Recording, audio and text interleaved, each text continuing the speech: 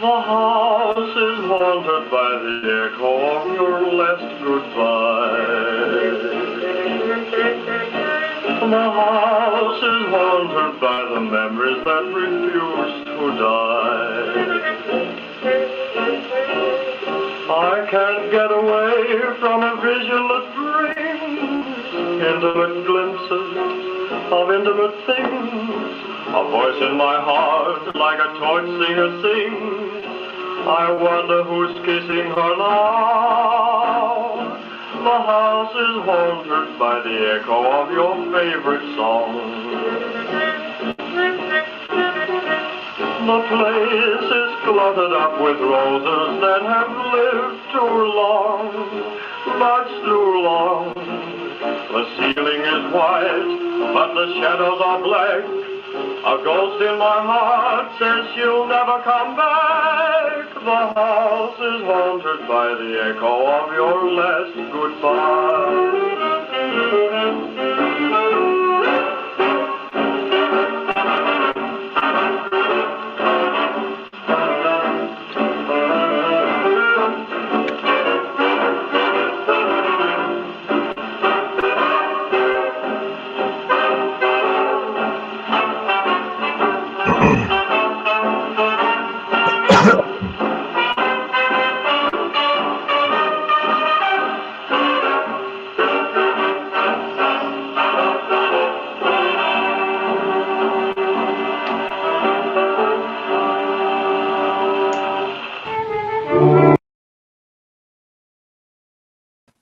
Happy Halloween, everybody.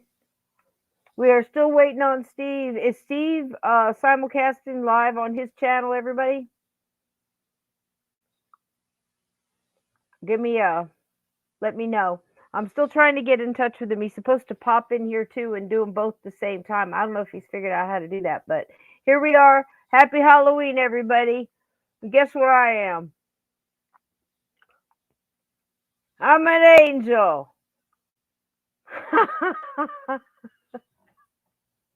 I wanted to get a cigar so bad, it would have been great. And here's Mr. Cho.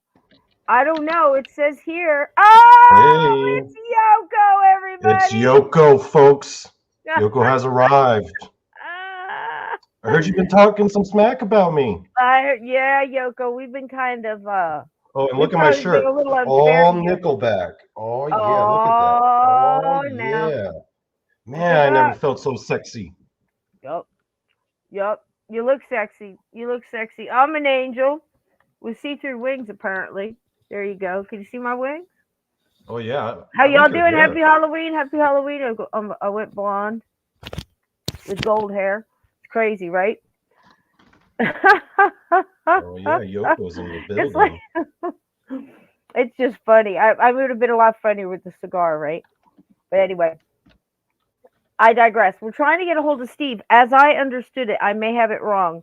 He is supposed to be going live. If he is not live yet, is he live yet? No, he's on live now. He's on live. He is? He's supposed to also connect him with us on another device. Has he not trying? Is he doing that or no? Does anybody have Steve's ear right now? The birthday boy himself, the old rattlesnake. Did he? Because he's not answering me back.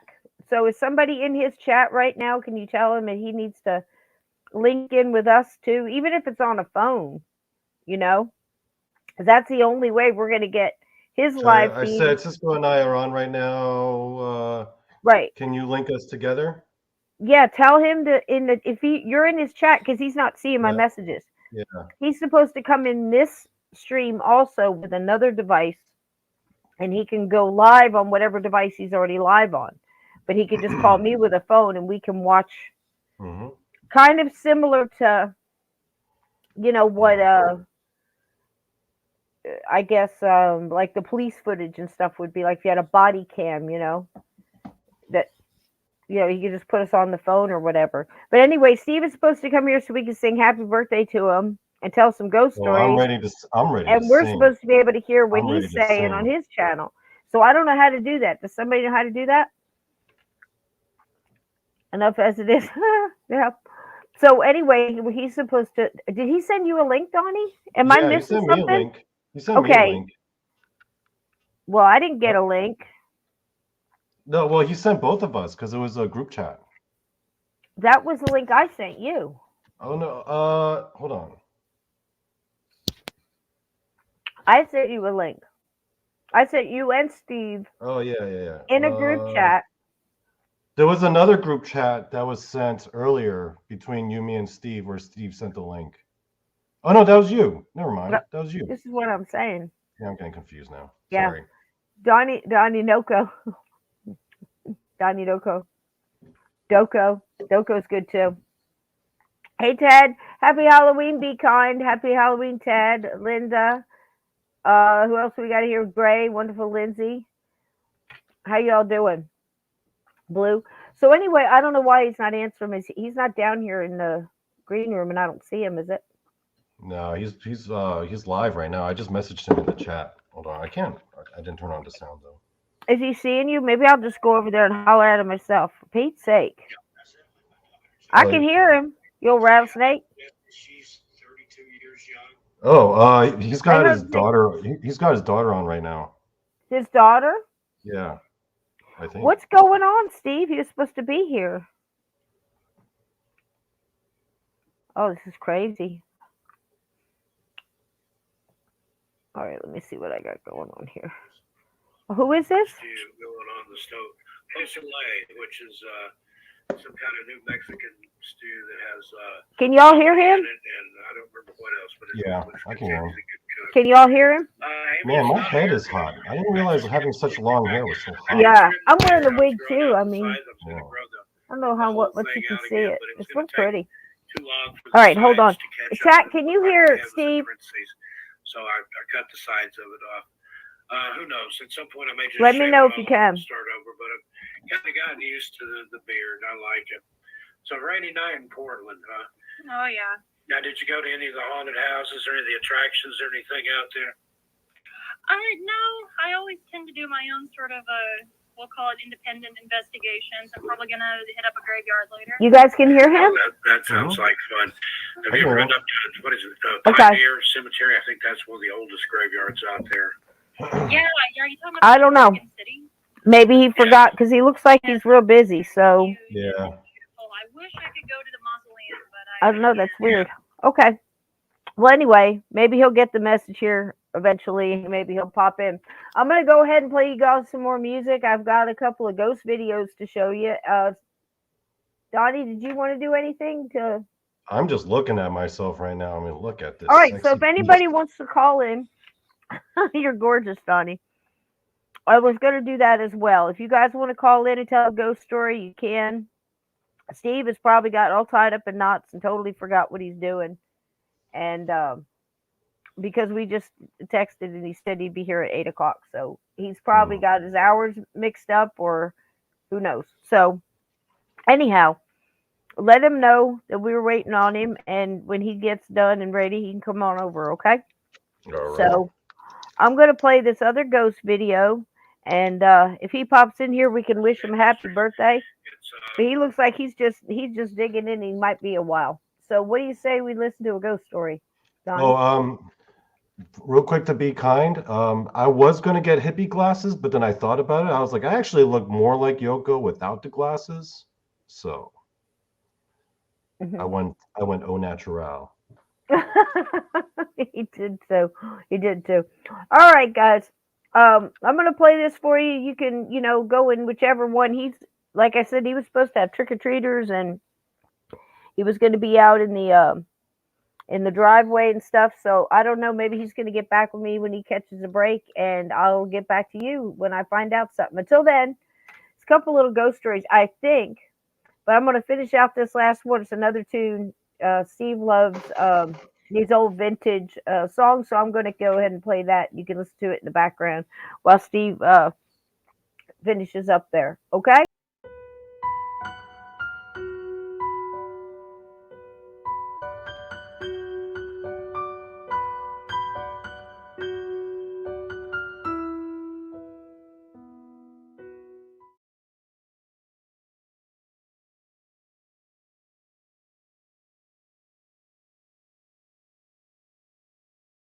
Westwood One presents the Dr. Demento Show. This week, our annual Halloween special. 2 hours of scary sounds and spooky weirdness from out of the archives and off the wall.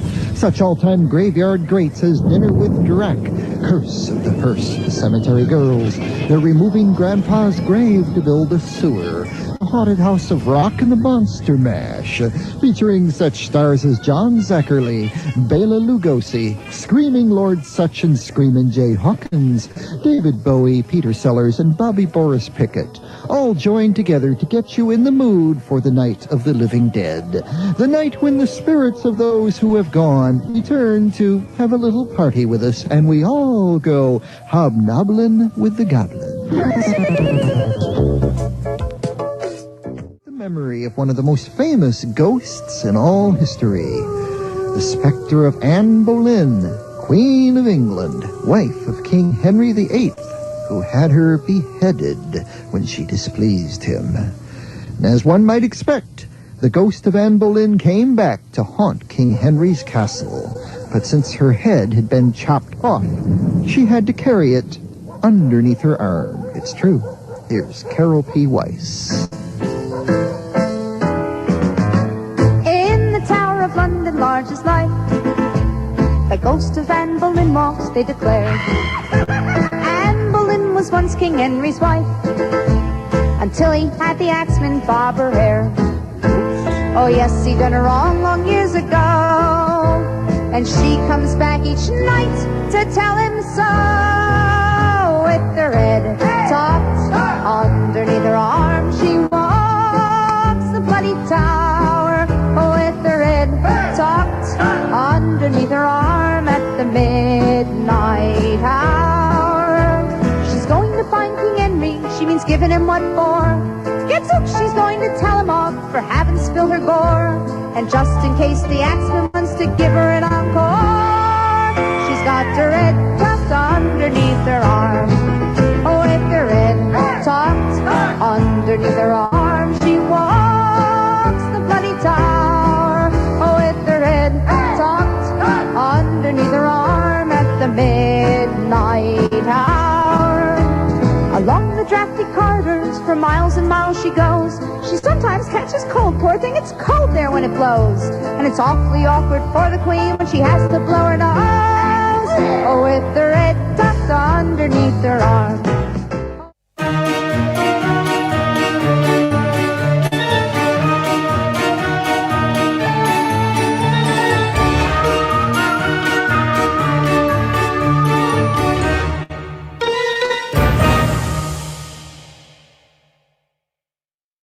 That grand? It's just good stuff. That's just good TV right there. What do you think, Donnie? You're muted. I'm back. There you go. Yoko! So what's Yoko's happening? back. Did you bring us any ghost stories, Mr. Cho? Steve is obviously going to be busy a while, so when he realizes he needs to pop in here and connect up, he's been really busy. he's had a rough week. So You know what? I was so caught up give him in a my few minutes. costume, I didn't even think about what we would even talk about tonight. Uh-oh. I mean, I don't have creepy stories. I am the creepy story. You are the creepy story. Yeah, you're scaring the hell out of me, Donnie. So I'm telling you what, can we put the link in there? Can we? I just did. Did we have some people that wanted to call in and tell a little bit about their, if you're going to call in, have an experience, and We should put a link in this chat. yeah, that's what I'm saying, and I don't know how to do it. I put a link in Steve's chat. Whoops. See, we're all off That's tonight. crazy. It's Yoko's it's Halloween. The spirits are. Let's hear you saying no, because no, be kind. Stop it. No. I'll play Anne Boleyn's Head again. I'll do it. I love that song. I've been singing that all day. She walked the bloody tower. I mean, that girl can sing too, didn't she? That's a great song. It's terrible that happened to Anne Boleyn, and it's terrible that Henry VIII did what he did. But that is a badass song. Were you listening to that, Donnie? Yoko? Yeah. It was good, right? Had you ever heard it before? No, I didn't know Your the head song. tucked underneath her arm? That's what I'm saying, Linda. What? There we go. Link sent. I was struggling with the link. To our chat. Yes. To our chat. Awesome. Yep. Awesome sauce. Okay, so if you're... Oops. Let me turn that down. Sorry. Because that's going to echo on you guys bad. All right, so if you want to call in, all I ask, and you don't have to have a costume, and like I said, I can't tell you. Last I heard from Steve, he was on his way here at 8 o'clock. So I have no clue. It's Halloween. Anything is possible. I know Steve, when he realizes, he'll pop in here if he can, and it's supposed to link up so we can kind of share their Halloween with them. I hope Sandy's okay. And wow! Oh my God, this is awesome! Oh man, happy Halloween, everybody! Look who I got here. Hey, hi, everybody. Sweetie. Hey, Eric. Hey. What's up? Oh my How's it going? goodness! Look at you. How are you? Yeah, I was going for used up 80s rocker. Okay. Well, I guess I'm kind of one too. I'm trying to think if I was rocking. Sort of. I'm trying to think what I was rocking back in the 80s, if I was still in the band or if I was in the army by then. So I was rocking something, an M16 or a guitar, one of the two. Yep. But it gets blurry when you're in a band. It's hard to place time, especially in the 70s, going into the 80s. Yeah. Donnie, you're killing me with Yoko Ono, Donnie. That's awesome. Is it not? It's not. Yeah. I remember back in the 70s when I was John Lennon's muse. And his stop it. Boy. I don't want to hear about they only teach in Japan. What was it called? The naked lion? Was it what was that called, guys? It was the bed-in? Was it a lion bed-in? protest, the bed-in? Well, they were naked for weeks and they just stayed in bed. And the press was there. You like my shirt? Well, best Yoko Ono story. I love the shirt. Nickelback. My sons had me convinced for at least a whole day back in the day that every time a Nickelback song played, a llama would die because the internet said it. And if the internet said it, it had to be true. And I just listened to it. I just absorbed it as I walked by and went on with my day. And then later on, I was kind of like, excuse me, what? Suppose, poor llama. What? They say stuff like that. But I deserve it. As a 90s 2000 kid, I love Nickelback. It's one of my guilty pleasures. So if people don't like Nickelback, I'm sorry, but I love Nickelback. I really like what's the one with the picture? Look at this photograph. Yeah. I mean, come on. I like that song. You know what? I like that one Nickelback video, I Want to Be a Rock Star, because I was like, oh, damn, it's Chuck Liddell from UFC. That was a good song. And I was like, I'm sorry, that was a good song too. Wasn't there a time though where they took the songs and they played them like 5 or 6 of them at the same time, and they all played in sync? You can play them over each other. Do you remember that? That's crazy. Yeah. That's crazy. But so what? People said that about AC/DC too, but I'm telling you what, you could not pry me away from Angus Young. There's no way. I always ask people, have you sold 100 million albums? No. Very well done. Well, Nickelback has. Well done. Well done. Yeah. That's it. Touche. That's it. But not only that, you shouldn't feel guilty about like Donnie. Donnie is unapologetically a huge K-pop fan. I'm still I can't say one thing or another. I mean, I've heard snippets. I'm no judge. But there, That's why I killed the Beatles, Cisco. I did it for K-pop. I did it for my overlords. I did it for my other brothers unpopular and sisters. my other God, unpopular opinion is that I don't like the Beatles. I don't So, either. I like I Nickelback, don't but not the either. Beatles. Well, see, I got an inside scoop on that. If it was just you and I talking in the kitchen, I might be able to tell. Well, I think it's out there now. I mean, Oh, there you was got a all this crazy one, don't you? controversy, with all this controversy and everything else. But you know how? Let me see if I can remember the name. The Wrecking Crew. And there was a band of these wonderful musicians you never heard of. Some did become famous, but you didn't hear of them because they were in the Wrecking Crew, right? So they would go in back in the day when a band came in and did a record, and they would play over it or play instead of or add on to. And they were pretty much the sound of, 2-3 decades, I mean, Glenn Campbell came out of this, off the top of my head. I know there's more, but that's not the point. The point is they were wonderful, and we know them. I know there was a female bass player, and she was pretty much there. I feel safe saying 25 years, and everything you heard, like the theme from Barney Miller, that was her. She'll play another one. That was me. That was me. And it was just one after the other, after the other, after the other. Stuff in like on, the theme from MASH and, stuff that's iconic, really. And I happen to know one of those guys that plays with my husband sometimes, and his name is Bernard Purdy. And Bernard Purdy was the drummer on at least 2 Beatle albums. And there might have been a song here or there that it wasn't him, but you also lose track. You go in and they go, okay, we need a boom, boom, boom, something on this, and you play it, and he'll say, well, had a lot of yeahs in it, but come on, but you know what I mean? But he's had death threats and everything else because people cannot stand to think that some of their people aren't singing and playing what they're hearing. And they get violent about it. Do you know what I mean? Well, Motown was founded on that too, and so Hell was the yeah, country it was. music industry. Me Hell being from yeah. Nashville, the people that play on tour with country music artists, it's a completely different set of people. It has been for the history of country music. Mm-hmm. Mm-hmm. Wait, do country music? I've got a. Do country music stars like plagiarize and stuff and all that too, and like take people's credit? Everybody, Oh, yeah. everybody. Oh yeah. Everybody, everywhere. There's good and bad in everything.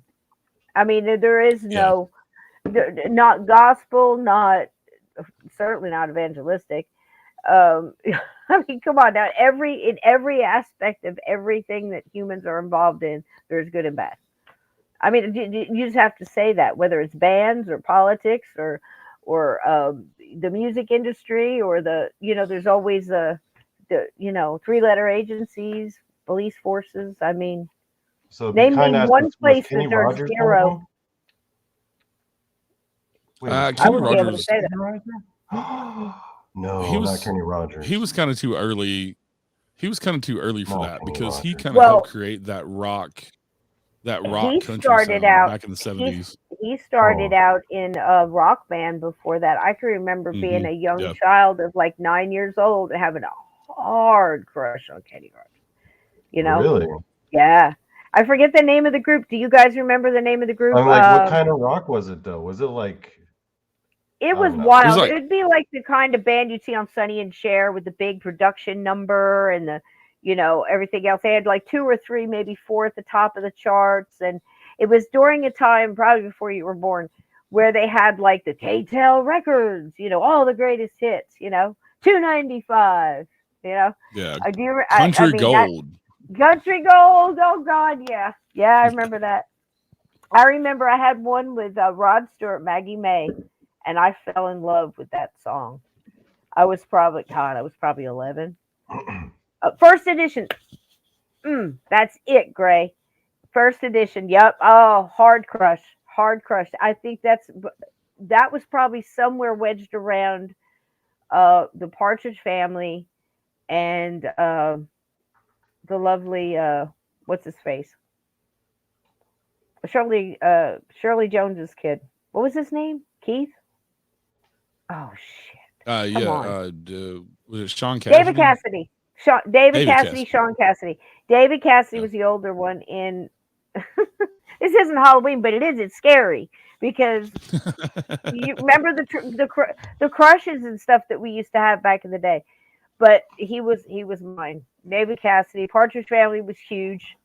They were snappy dressers. They had a great bus. I mean, what's not to love? The whole family out there. Well, I mean, a tie-in to Halloween is Day. you could dress as one of them in the 70s.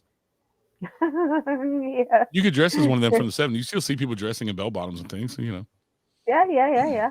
I remember when they all came out and they had this burgundy velvet, I think it was, with a lace trim, just sharp as out spit.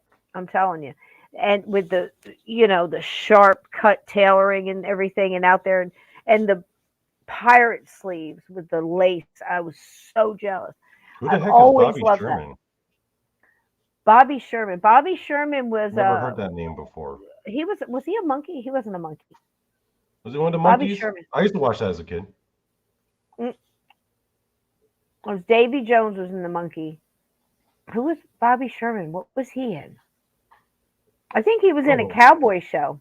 Real quick, can you guys explain the monkeys to me? Because I remember seeing it as a little kid, and then the whole time I thought, wait, are they an actual band? How about or are it, they Eric? like a fictional band? I don't That's all understand you, what's Eric. going on with the monkeys. What is that? Explain the What was that monkeys.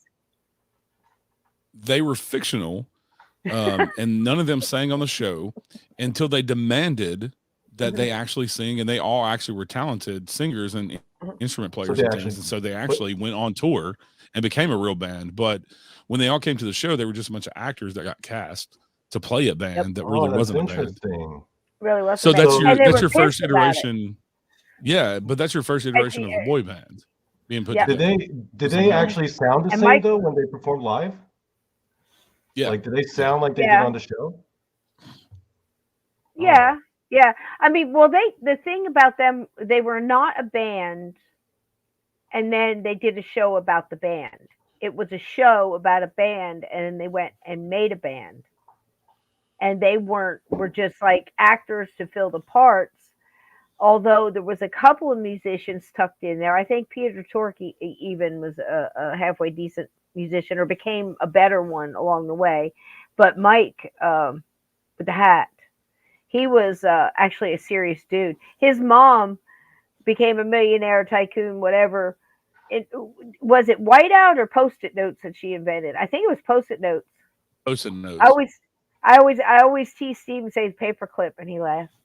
But I don't know where that old rattlesnake is, man. I think he's over on his channel, just lost for time. Maybe he's stuck into time warp. Yeah, but he's also with his daughter, and I think let him have fun. Yeah, let them have their time. Because I don't think I've ever heard his daughter ever come on a podcast before, though. So. No, that's wonderful. Yeah, let him have that time. Yeah, we're having good time over here. Together. Yep. But so it would almost be like as if Leonard Nimoy got abducted by aliens and was chosen to like lead the UFO because they saw him on Star Trek and they're like, this man must lead us, right? It's like fiction becomes reality. I don't think it's anything like that, Donnie. Davy Jones was already a singer when he got cast on Monkeys, a TV show, and he was mad because he thought he was going to actually live sing, and they were trying to get somebody else to live sing on the show, and he was just supposed to be an actor. And then I guess he ended up talking them into letting him actually sing because he could. And and so then they actually formed the Monkeys band and went on tour and had to hit songs and things because he kind of threw a fit as the start of the show. Man, yeah, and I heard that Mike was quite the upstart too. You know, he was pugilist. He wanted to hit people and put his fist through walls and shit. And you wouldn't think that of Mike with this little hat, you know. But they went through some turmoil. I think all of the different bands did. Like I said, look at my friend. You know, he's like, dude, I just played. You know, And I mean, it doesn't take much to look back at Yankee Stadium and see, okay, there was one amp on the stage, there was one microphone, there was a Sears drum kit that was all fixed up, pimped out. I mean, it was there, and that's what was there, and you had all this sound. And then again, you're at Yankee Stadium, so nobody heard anything because it was just, the acoustics in there aren't made for a show set up in the round like that. It just isn't. They were like this big, you know what I mean? The chat is right. Betty Nesmith invented whiteout, and she was the mother of Michael Nesmith. He was the musician and producer of the Monkees. There you go. Sorry, I had to Google it. Did you Google it? That's cool. I love that mug, your Bigfoot mug. And whiteout, I was about to say she was the mother of Anderson Cooper, but I was like, oh no, I think that's someone else. No, that's Gloria Vanderbilt, honey. Oh yeah. I got mixed up. It's okay. Like, one of the richest women ever. Google another cup. So I got to tell you this before I forget, because I don't know if you guys have ever heard this, but this is a piece of history, a little piece of untold American history. Okay, you guys ready? Mm-hmm. I was an aficionado on the Mike Douglas show. Now, y'all both are too old, young to remember this shit. It was Mike Douglas in the afternoon, early evening, then maybe the news or something like that. And then it was your hit show, maybe another hit show. And then it was like Merv Griffin and then maybe Johnny after that. I mean, this was the 60s nighttime television. So Mike Douglas, I'm watching this, and every week he would have a co-host. And then the co-host would help him host all the other guests that would come on during the week. It was cute, and it worked, and they did it. So this week it was John Lennon and Yoko Ono. Uh-oh. The whole freaking week. And she was so ditzy, and he used to come out and everything you asked John, he pretty much answered you with another question. It was back and forth. You could tell there was this like kind of not a very, very subtle push and pull between him and Mike Douglas. And Mike was just trying to be cool as Mike could be. And keep in mind, Mike Douglas is the voice of Prince Valiant or Prince Charming in Cinderella, the original from Disney. So this is Mike Douglas. Imagine. And he's sitting there with John all week in Yoko. So in the beginning of the week, they dragged this whole thing out. Well, where's Yoko? She's in the green room. She's fixing a cup. Every once in a while, you'll hear this if she's not there. So on the third or fourth day, she brings his cup in, and she has glued this teacup, an ordinary green room, old NBC, stage coffee cup, teacup with a saucer. And somebody had knocked it off the table their first day, and she said she had this big long thing about how it was not only her duty, but the universe's gift to give her the ability not only to fix the cup, but to notice the cup needed to be fixed. This kind of fucking horseshit. I'm just. Well, I'll tell you a little secret. I'm 10, and I knew this was horseshit.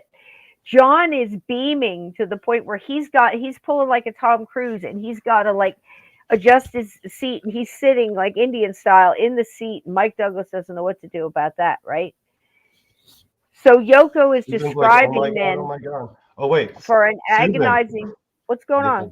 Nickelback. I'm showing Susan Woodcarver. She's freaking out right now. She's like, "Oh my God!" Hey Susan, happy Halloween! Happy Halloween! I'm a freaking angel. So then she spent the next agonizing 15 minutes to Mike Douglas, just trying to understand what she's saying, and she's describing on how this cup wanted to be put back together and how it was more beautiful. And I think she was leading on that kind of Japanese thing where you fix it with gold and all that. That's really beautiful. She was doing a Japanese tea ceremony. I know what she was doing. Yeah, but it was just ridiculous. And then they played a song, and somebody pulled the plug on her microphone. Oh. And that's how I remember Yoko it from like 10 Like years live ago. on live TV, they Yes. pulled the plug. Yeah. Damn, that's It's now cold. famous. They've showed it a couple times on like Well, I saw the clip of behind the Chuck scenes Berry. or story. The who? The Chuck Berry. You've seen the Chuck Berry clip, right? Where Chuck Berry's playing with John Lennon, and they're playing together, and all of a sudden Yoko just goes la la la, like right in the middle of the song, and you see the look on Chuck Berry's face. He's just looking around like, what the hell is going on right now? Yeah.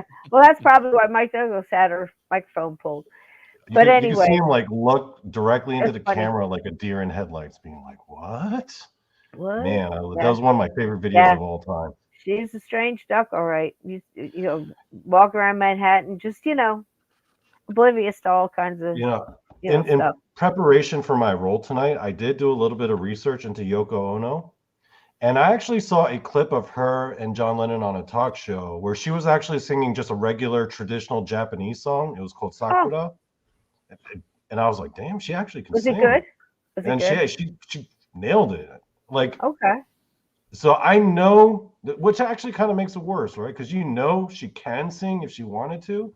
Because when she sang that Japanese song in Japanese, I was like, oh, she actually can sing. Cool It's just thing. that when she tried to do her thing with John Lennon, it was just nailed on chalkboard, Yeah. It's quite. I don't know if we have words for it. I've seen some other crap too. I mean, I've seen some. Does anybody remember? What's her name? She was a little thing. What? Bjorn or something like that, or Borg or Bjork. Thank you. Oh, I was Bjork. so close. Yeah. I almost had it, didn't I? Yeah. Did you I used to see? like Do you Bjork. remember seeing her come from in people watch the music awards? She showed up wearing a swan. Oh yeah. Does anybody remember that shit? I remember that. Do you remember that? It was Yeah. a swan, and the neck went across and down. The thing is, not too long after that, people stopped talking about the swan because Jennifer Lopez showed up, and then people were like, "What the hell was that dress?" Yeah, Yeah. Jennifer. The one where she was like practically naked. Yeah, she's insane. And her big ass. Yeah. Yeah. She's pretty. She was the prototype Kim Kardashian. She did great in is what Selena. She She really did great in Selena. Yeah. I got to hand she does it to have her. talent. She does have talent, though. I do. Yeah. I don't know what's going on Whereas now. Kim Kardashian doesn't. She just has a fat, greasy ass. And lots and lots of surgery. Yeah. No, well, famous for being famous. I do respect the fact that she is able to capitalize. Like, you got to be a certain level of intelligence to handle that kind of fame and make it profitable and build an actual like business empire off of it. So I feel like, yeah, Kim Kardashian kind of represents the worst in American society, but at the same time, you can tell like she's intelligent. She knows what she's doing. Well, I think she's doing really good things now by getting innocent people off death row and stuff, using her fame for a good reason. And I think she's actually using her own money and gotten like 10 people exonerated now who are on either death row or life in prison, who through DNA testing and things, she's gotten exonerated, who really were innocent. And so she's using her fame for good now that she's gotten older. But before it was just like, and she's very intelligent. But you would never know that watching the Kardashians that any of them are intelligent. Yeah. I don't get the influencer thing or the famous for being famous thing. I just don't understand it. We got to stop making stupid people famous. We really do. Absolutely. Because the right people aren't becoming famous. Now I can go back over history and really dig getting into certain people, and what they did and how they did it. I mean, Lincoln and so many others. I mean, you can't agree with everything with somebody. It's hard. That's so hard. But do you admire them for something that they did? Like I was just listening to another really good historical documentary. It was George Washington, and I mean, defeat after defeat up against nothing to work with, and half the army is up and leaves or is captured. And he just keeps going. And it's just, you got to admire that. So many people, so many of our own ancestors. Can I address something real quick? Go ahead. Ted Branson said that Kim Kardashian's insane because he saw a video of her attacking a reporter at an airport. Dude, I've come back from like really long ass stressful flights. And if the wrong person were to come up to me and say the wrong thing when I'm getting my baggage, I might just flip out myself because you know how stressful traveling like that can be sometimes. Stressful travel. And like the last thing Well- you want to see is like just someone being like, come up to you and ask you like a stupid question, be like, man, screw you, and then you just swing your luggage at them. You know? Well, I can kind of understand that when you have the cameras in your face 24/7 because you're that famous. But on the same note, You're asked doing for it, and you're exactly, Yeah. exactly. Yeah. And that's how you make your and money. then to whine And about it. so It's like the sports players Yeah. whining about their shit and doing their stuff, and they're making what hand over Yeah. fist millions and millions and millions, and that and advertisement and endorsements and shit. And then they're going to whine about it or shove their stuff down my throat. You know what I mean? Everybody just, chill, be yourself, enjoy your freedoms, and everybody leave everybody the fuck alone. Everybody, So that's what all about- anybody wants. They want a chance to grow up and, feed their families their own face, and go to work and pay their bills and just have some freedom. That's it. When I was just saying about Kim Kardashian, like at least now that she's gotten older and she's learned to do better, that she's actually doing something good in the world with her money and her fame. And that redeems her in my eyes a little bit. I think it's still stupid that she's Oh, just Bjork. famous because of who her dad was. Ted meant Bjork. See, this is why you don't go. Bjork. This is where you go. Never mind. Oh yeah. Actually, Ted, I know what you're talking about now. I remember seeing that video. Never mind. Yeah. I remember seeing that. I used to do that to my poor sons. I would go slap off. I mean, full tilt boogie into a rant, like where they're just standing there, just clocking, just watching the whole thing and just afraid to move and just trying to take it all in. And they go, no, you misunderstood. It was this. I'm like, oh, never mind. And walk off. I don't know if your mom has ever did that to you, but I used to do that all the time. I still do it every once in a while. Oh, got that wrong. Oh, by the way, speaking of speaking of Bjork, do you remember that story of that really creepy stalker that she had? No. It was like the top 10 of like the creepiest internet stalkers of all time, and number 1 was like the Bjork stalker. And I think he live streamed his own suicide and painted himself all red and sent it to Bjork, and they showed a clip of it online. I was like, oh man, that's real creepy. I mean, that guy had just like a demonic look on his face. And, ooh, man, that was a creepy situation. I don't know, Eric, did you hear about that? I've heard about that. Guy? Yeah. And I always thought Bjork was like the reincarnation of Yoko Ono, but Yoko Ono wasn't dead yet when she was born. Oh my! No, her spirit, weirdness and performance art. Yeah. Oh man, I am attempting to fix my camera, guys. Go ahead and enjoy. Does anybody want to tell a spooky story? I have a couple of extraordinary ghosts, but not too much. And was Donnie that broke you? Oh, actually, it was Donnie that broke up the Beatles. I do have a pretty good campfire story. It's not a real story, but it's a good campfire story that they used to tell kids in Korea. So well, go I ahead. wouldn't mind telling that if you want. Sure. Eric, you want to sit in for a ghost story? I hope you can. Yeah, I'm good. Yeah, you're not trick or treating tonight. You're not trick or treating tonight, Eric. No, I'm having an adult beverage and being glad that Halloween's almost over. Oh me. Yeah, it's been a rough couple weeks, man. It's been a rough month for me. But I went pumpkin picking. Busy Did you hear? Did you see the pictures of my new pumpkins? I did. I adopted. I went to the pound and I that one and that one, both of them. Yep, and they were so cool. I can't recommend it enough. If you've got somebody, just real quick, Donnie, I'm not forgetting. You're up, but I need to say this before I forget. If you know somebody who needs some extra love, even an elder or something like that, if you can go down there and adopt one of these senior cats, I mean, they're not senior, they're like 4 to 10. I know some of them were, but why not? And I went, all these cats that were older, say, every single one of them was a lovey, just wanted to rub, and there wasn't a mean bone in their body, and I think it's $40, and driver's license, and okay to have cats wherever you are, whether you own a home or rent or whatever. That's it. Same day with food, full packet, microchip, they're full medical, everything, and a picture of them on the front. So why not do that? These animals need a home. These I adopted were pretty much born in a cage. Their mom was feral. She was brought in pregnant. That's all they knew. And they came here. It took them under 24 hours to realize everything in the house was theirs, and anything else that they wanted or could possibly ask for.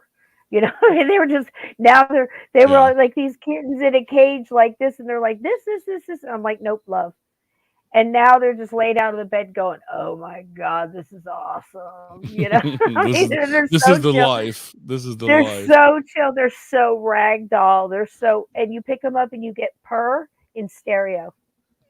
Yeah, whenever Steve joins us, me and him will talk Uh, about the senior dog sanctuary that he is taking donations for his birthday, because the oh, Paracon that I just yes, did, we sent them a Mm. check. That was one of our awesome. that was one of the Oh, charities, that's two awesome. charities that we did. But let's Donnie, you want to tell your story, your campfire story? Please do. Oh, actually, you know what? Yeah. You brought up Steven before the story. I actually wanted to ask Cisco about a story I heard about you a couple days ago from Steve on Steve's channel, because I Okay, went back and watched the. Yeah, you didn't see it, I know but nothing about it. Steve told a story. I guess you told him about your childhood, where Okay. a young Cisco Murdoch goes up to the librarian and says, "I would Yep. like to find some books about true ghosts." And then the True ghost librarian story. leans in and she's like, "Oh, honey, you know ghosts ain't real." And I'm Nope. like, "Did She that says, really happen?" I'll tell you exactly how it was when I'm still fudging with this camera. Ah, okay. What did I do? I guess that's better. So did I tell that story accurately, So, Cisco? no, well, very close. That's okay. And I'll tell it real quick. My mom and I used to move around a lot. My mom would always be going for the better job. She was in advertising and also a floral designer and very artisan ish. And so we would move around trying to get the better apartment or better house and a better job. And that happened a lot in the 60s, early 70s. So books were my friends, and my habit was when we moved, I would go to the library, or the school library was like the first thing I'd hit, and I'd just get a bunch of books. And I was always interested in the occult, and the supernatural, and parapsychology, and everything else. And was looking for those true ghost stories. Even then, I can remember doing this in the third grade. And my mom pulls up in front of the library, the old beautiful downtown library, and she says, "Hurry up, because I got to go to such and such." And I had gotten my library card, and I ran in there, and we had Dewey Decimal System. You look through and you find out where it is by the numbers. Go to that section, and then narrow it down to the book's number, and you can usually find it. This is Dewey Decimal. So I go in, I find ghosts, and it's this kids' rhymes and things that go bump in the night, coughing down the stairs and all this kind of mess. And I'm like, no, no, no, I'm looking for the truth. So I run back to the desk because I'm in a hurry, and I said, "Ma'am," I said, "I realize because I was always an ass kisser when I was a kid. I said, I realize you want me to look this up on my own, and I tried that, but I'm looking for the true ghost stories because my mom's out in the car waiting. If you could just point to where they are, I'd appreciate it." Or something along those lines. And she sits up and looks at me like this, and she leans down. She looks over her glasses real slow, and she says, "There are no true ghost stories." Damn, she said it like an old skeleton Just like lady. that, with the pearl necklace thing that Oh, the pearl held on the necklaces and glasses, all too. and the Oh, sweater and the whole shebang. Yep, damn, yep. that's right out of a movie. And I was like so disappointed. I'm like, what does Right. that mean? I could just see like cobwebs like flying up as she No, she leans was forward. she was sweet, but she was your typical librarian looking librarian. Absolutely He, typical. And it was like late whenever you 60s. said that, Cisco, I just imagine. You ever seen the Ernest movies when he dresses as the old woman with the pearl necklace and the shawl over his shoulders? Ernest, You know what Ernest. I'm talking about, Probably. Ernest? Yeah, Yes, I yeah, think yeah. so. That's Yeah, what I yeah, yeah. think of. That's what I Yeah, thought of when you said that, because of yeah, looking down the nose. yeah. That was so sad. I I don't know why. remember I think I watched I, Ernest Goes to Jail the other day. Maybe that's why I thought of that. But I still to this day remember going and grabbing the three books that I had found at first and taking them and knowing that I wasn't getting that. the brown lady of whatever, or I wasn't getting that. I was getting kids' ghost stories, Okay, and actually, I got a it made me question. mad. I remember it that well. I Go got a ahead. question. Do you remember your first like true ghost book, or like the first time you ever saw a photo of a purported ghost, like it from your childhood? I would say it had to be pretty early, and it was probably in something like the Encyclopedia Britannica. So if it was like No. haunted castles, or if it was, I'm trying to think of what it would have been under, around that time. But I was the youngest of like 7 kids, and they were all teenagers. And that's what you had. You had the Encyclopedia Britannica and whatever they brought home from the library and school books, And they were doing different stuff back then, Wasn't just Beowulf and the Tale of Two Cities and, those kind of things. It was, they were trippy. All the people in my family, most of the older ones were in drama too. So we also got the plays and stuff brought in. So there was lots of things of what I mean is books laying around that they had, and they would talk about it. And I think now looking back, they were probably secretly trying to figure out what was going on in that house, but we weren't allowed to talk about it. And they certainly didn't talk about it around me unless I was just like accidentally eavesdropping or something and overheard something, So now looking back, they were probably looking stuff up too. Do you remember ever seeing a photograph of a ghost from your childhood and being First really one I scared ever by it? remember seeing is the brown lady of Did it scare you when you what's saw that it? castle? What's that? Is it Edinburgh Random Hall? Castle? Is it Random Hall? Yeah. That was one of the first ones I saw too. Yeah. Yeah, that's one of the first ones I remember seeing. Yeah, it was an old, but was a very old photograph as well. And But it's did it such scare you when you saw the it? story. Oh God, yeah, because the story scared the that goes crap out of with me. it is that he locked her in her room and kept her there till she basically starved to death. And I could never understand how these people can't get out of these rooms. I mean, even seriously, even if they've got bars on the windows, I mean, there's only so much stuff that, I've seen Shawshank Redemption. He had a tiny little hammer and a lot of time. You know what I mean? This is what I'm saying. It's like, how could they be in there? I never got that. I thought that was awful. They used to wall people up in the cellars and kill them. Borley Mansion, they bricked up the nun, and they said it just like that, Eric. When you read these stories, then they bricked her up, and she died there beyond the walls of the Borley. What do you mean bricked her up? What the hell does that mean? They just skim over it. This woman was bricked up and died a slow, horrible death. Wait, that's what happened to the brown lady? That same lady that was on the staircase? She was in her room. She was locked in her room by her husband. Yeah. There was some kind of kerfluffle going on between the two of them. And he got a wild hair and locked her in the room until she died. And it took a long time. And staff that tried to help her would be killed. This dude was serious. What I'm saying is like she couldn't go through the roof. I'm thinking, you know what I mean? I once knew a guy that broke out of jail. Never mind. That's a story for another night. Never mind. No, Eric, what about you? Do you remember your first Yoko. memory of reading a first true ghost story book, or the first time you saw an actual photograph of a purported ghost ever in your life? Well, when I was 8 or 9, I saw a real apparition in my doorway.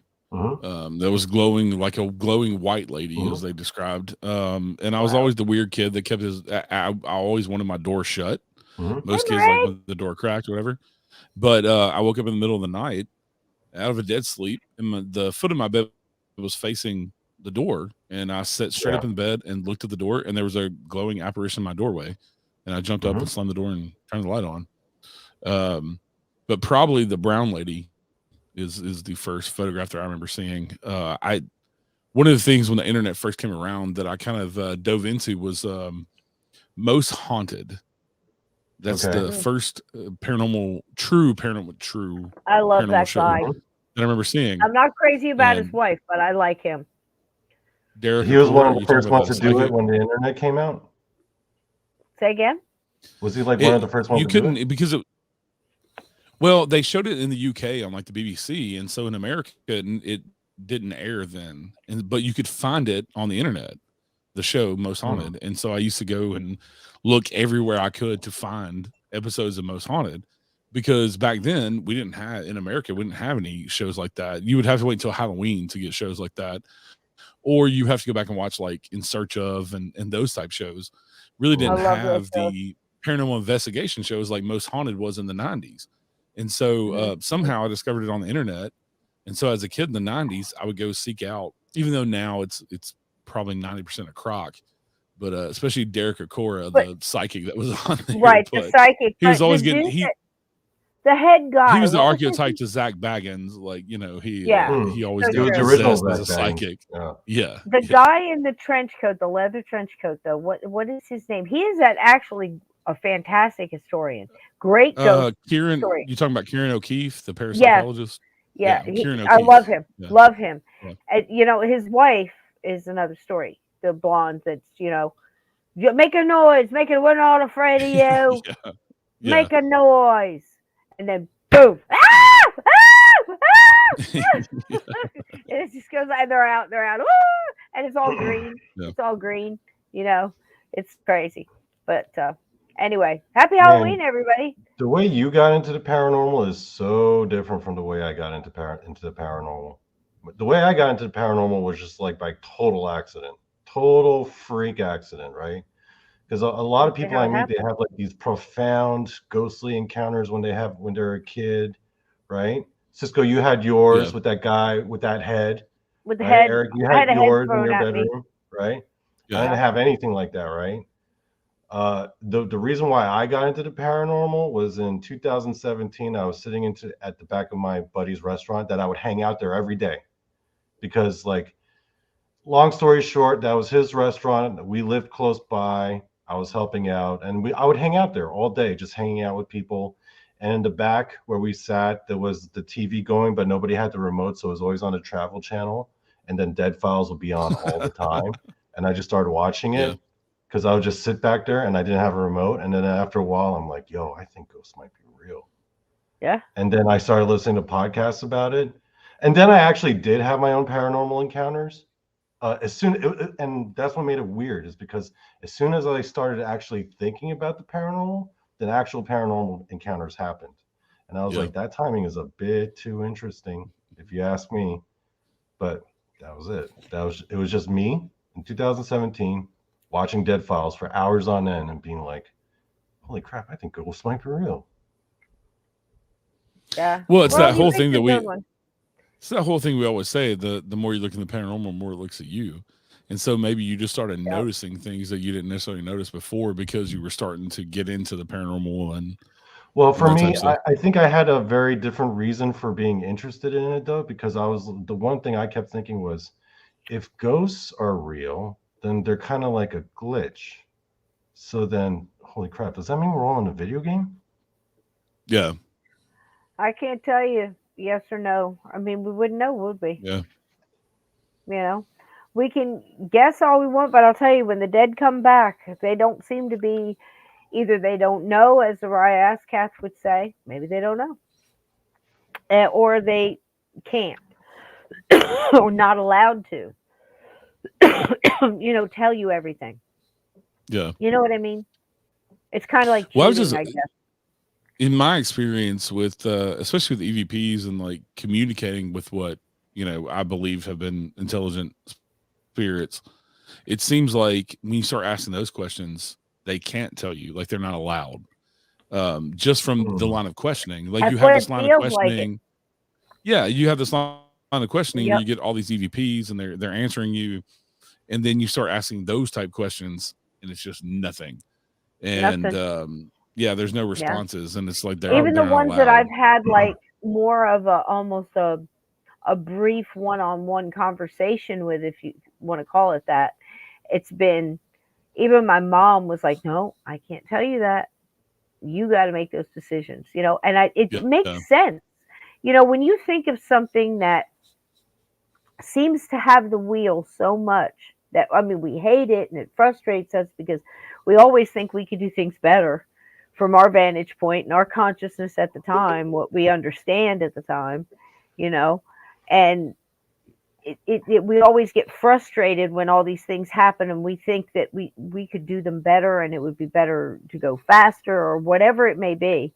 And then later on, when you hindsight, oh man, that's wild, you know, the way the universe did that, or the way the energy was manipulated in that, you know, whether you understand that you can manifest your own destiny, you can change it because you concentrate on it and you strive for that, you actually make an effort to change it, you know, or whether things just happen or different things happen because of what you did for the same outcome but in a different way.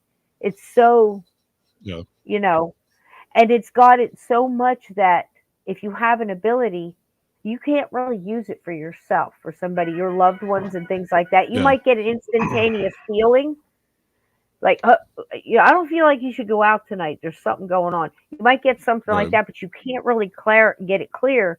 Whereas if you pulled it for somebody else, you'd be able to go, listen, you're not supposed to go out tonight. If you go out, there's going to be something serious that's going to happen.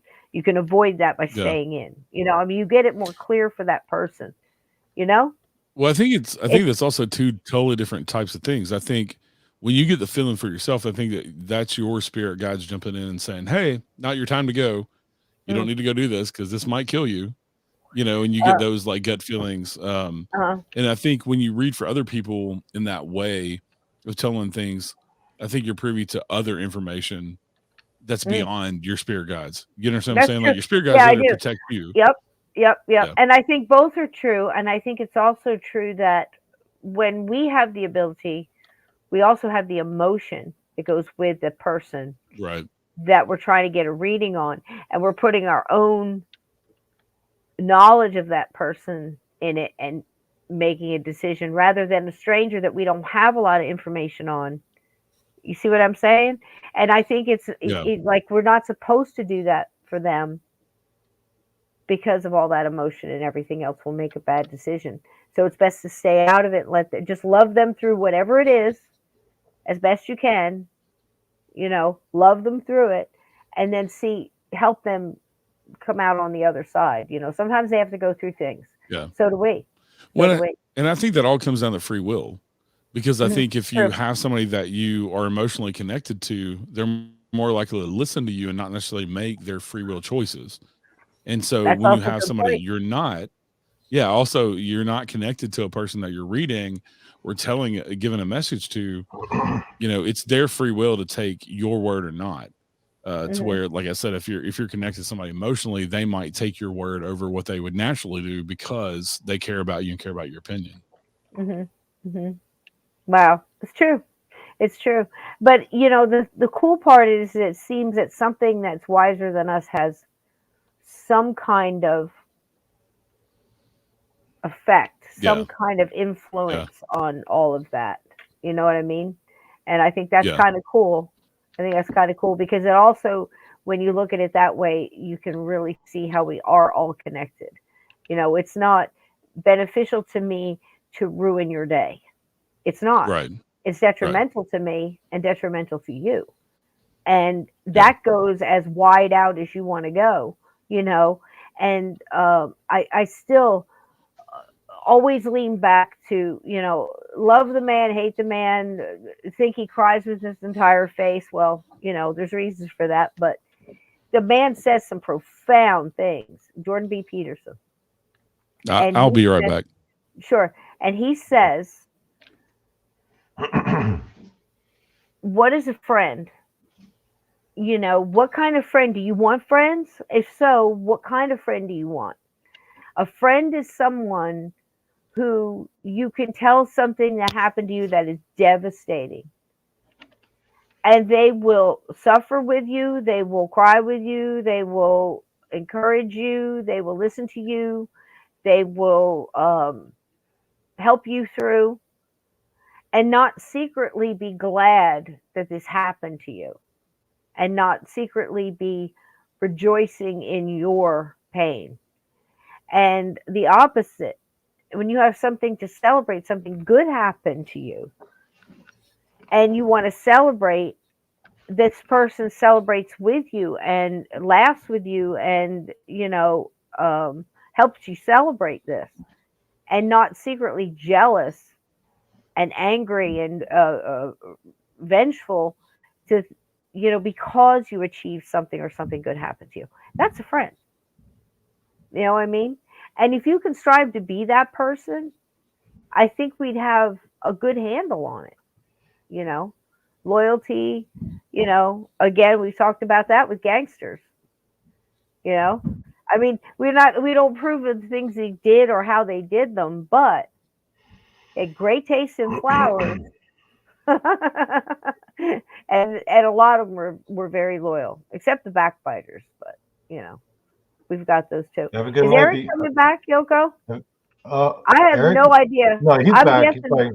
I'm going to guess just Steve's want to not wish coming. you a good night and a happy Halloween, and thanks for stopping by. I know you've been pretty busy lately. Who? Mairead. Oh, Mairead, I love you, baby. Yeah, I love you too, sweetie. Welcome in. Hey, Eric, actually, I have a question for the both of you, Cisco and Eric. Do you remember, can you tell the story of your first ever paranormal investigation? Like the first time you walked into a haunted house knowingly and like investigated. Do you remember that? Yeah, for me, it was actually a graveyard. Me and my friends, when I was 15 or 16, we went to this graveyard that everybody called in the town I live in. They called it the fighting graveyard because after high school, when you got out of school, if you wanted to fight somebody, that's where you went. So you get expelled out of high school. So, and this graveyard was out in the middle of nowhere. Yeah. It's out in the middle of nowhere. There's some older graves there from kind of the beginning of the town of Fairview I live in. The town's not that old, back to the early 1900s, but there's some of the older families that have been around. The Joneses, the Mangrams, some of those kind of similar names here across the country. But we went out there because the church is actually a mile from the graveyard, and there's a little chapel there that they do funerals and things like that in for the graveyard. But we decided to go out there because it was just always creepy. Even if you go out there during the day when people are out there fighting or whatever, everybody's around in a circle. It's like Fight Club in high school. And we experienced lots of things out there. Just seeing weird things run around in between the tombstones. And then there was, as an empath, there was one area, there's a gravel driveway that goes all the way around the cemetery. And there's one area and there's a shed over there where, like, I guess the, all of the maintenance tools, like, rakes and shovels and things are. But as an empath, my body always was like a repelling magnet, and it always told me, do not go over there toward the woods for whatever reason. And so I would never walk around that way.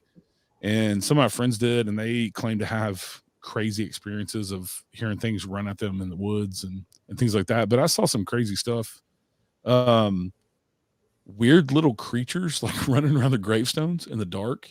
And these were not like, I mean, you shine your flashlight and there's no like armadillo or possum there, but kind of these big, I don't know, they almost look like big giant rats in a way. Just weird. It's just a weird place. And it's in a weird place too. And I guess you ruled out like possums and stuff too, right? Raccoons, things like that.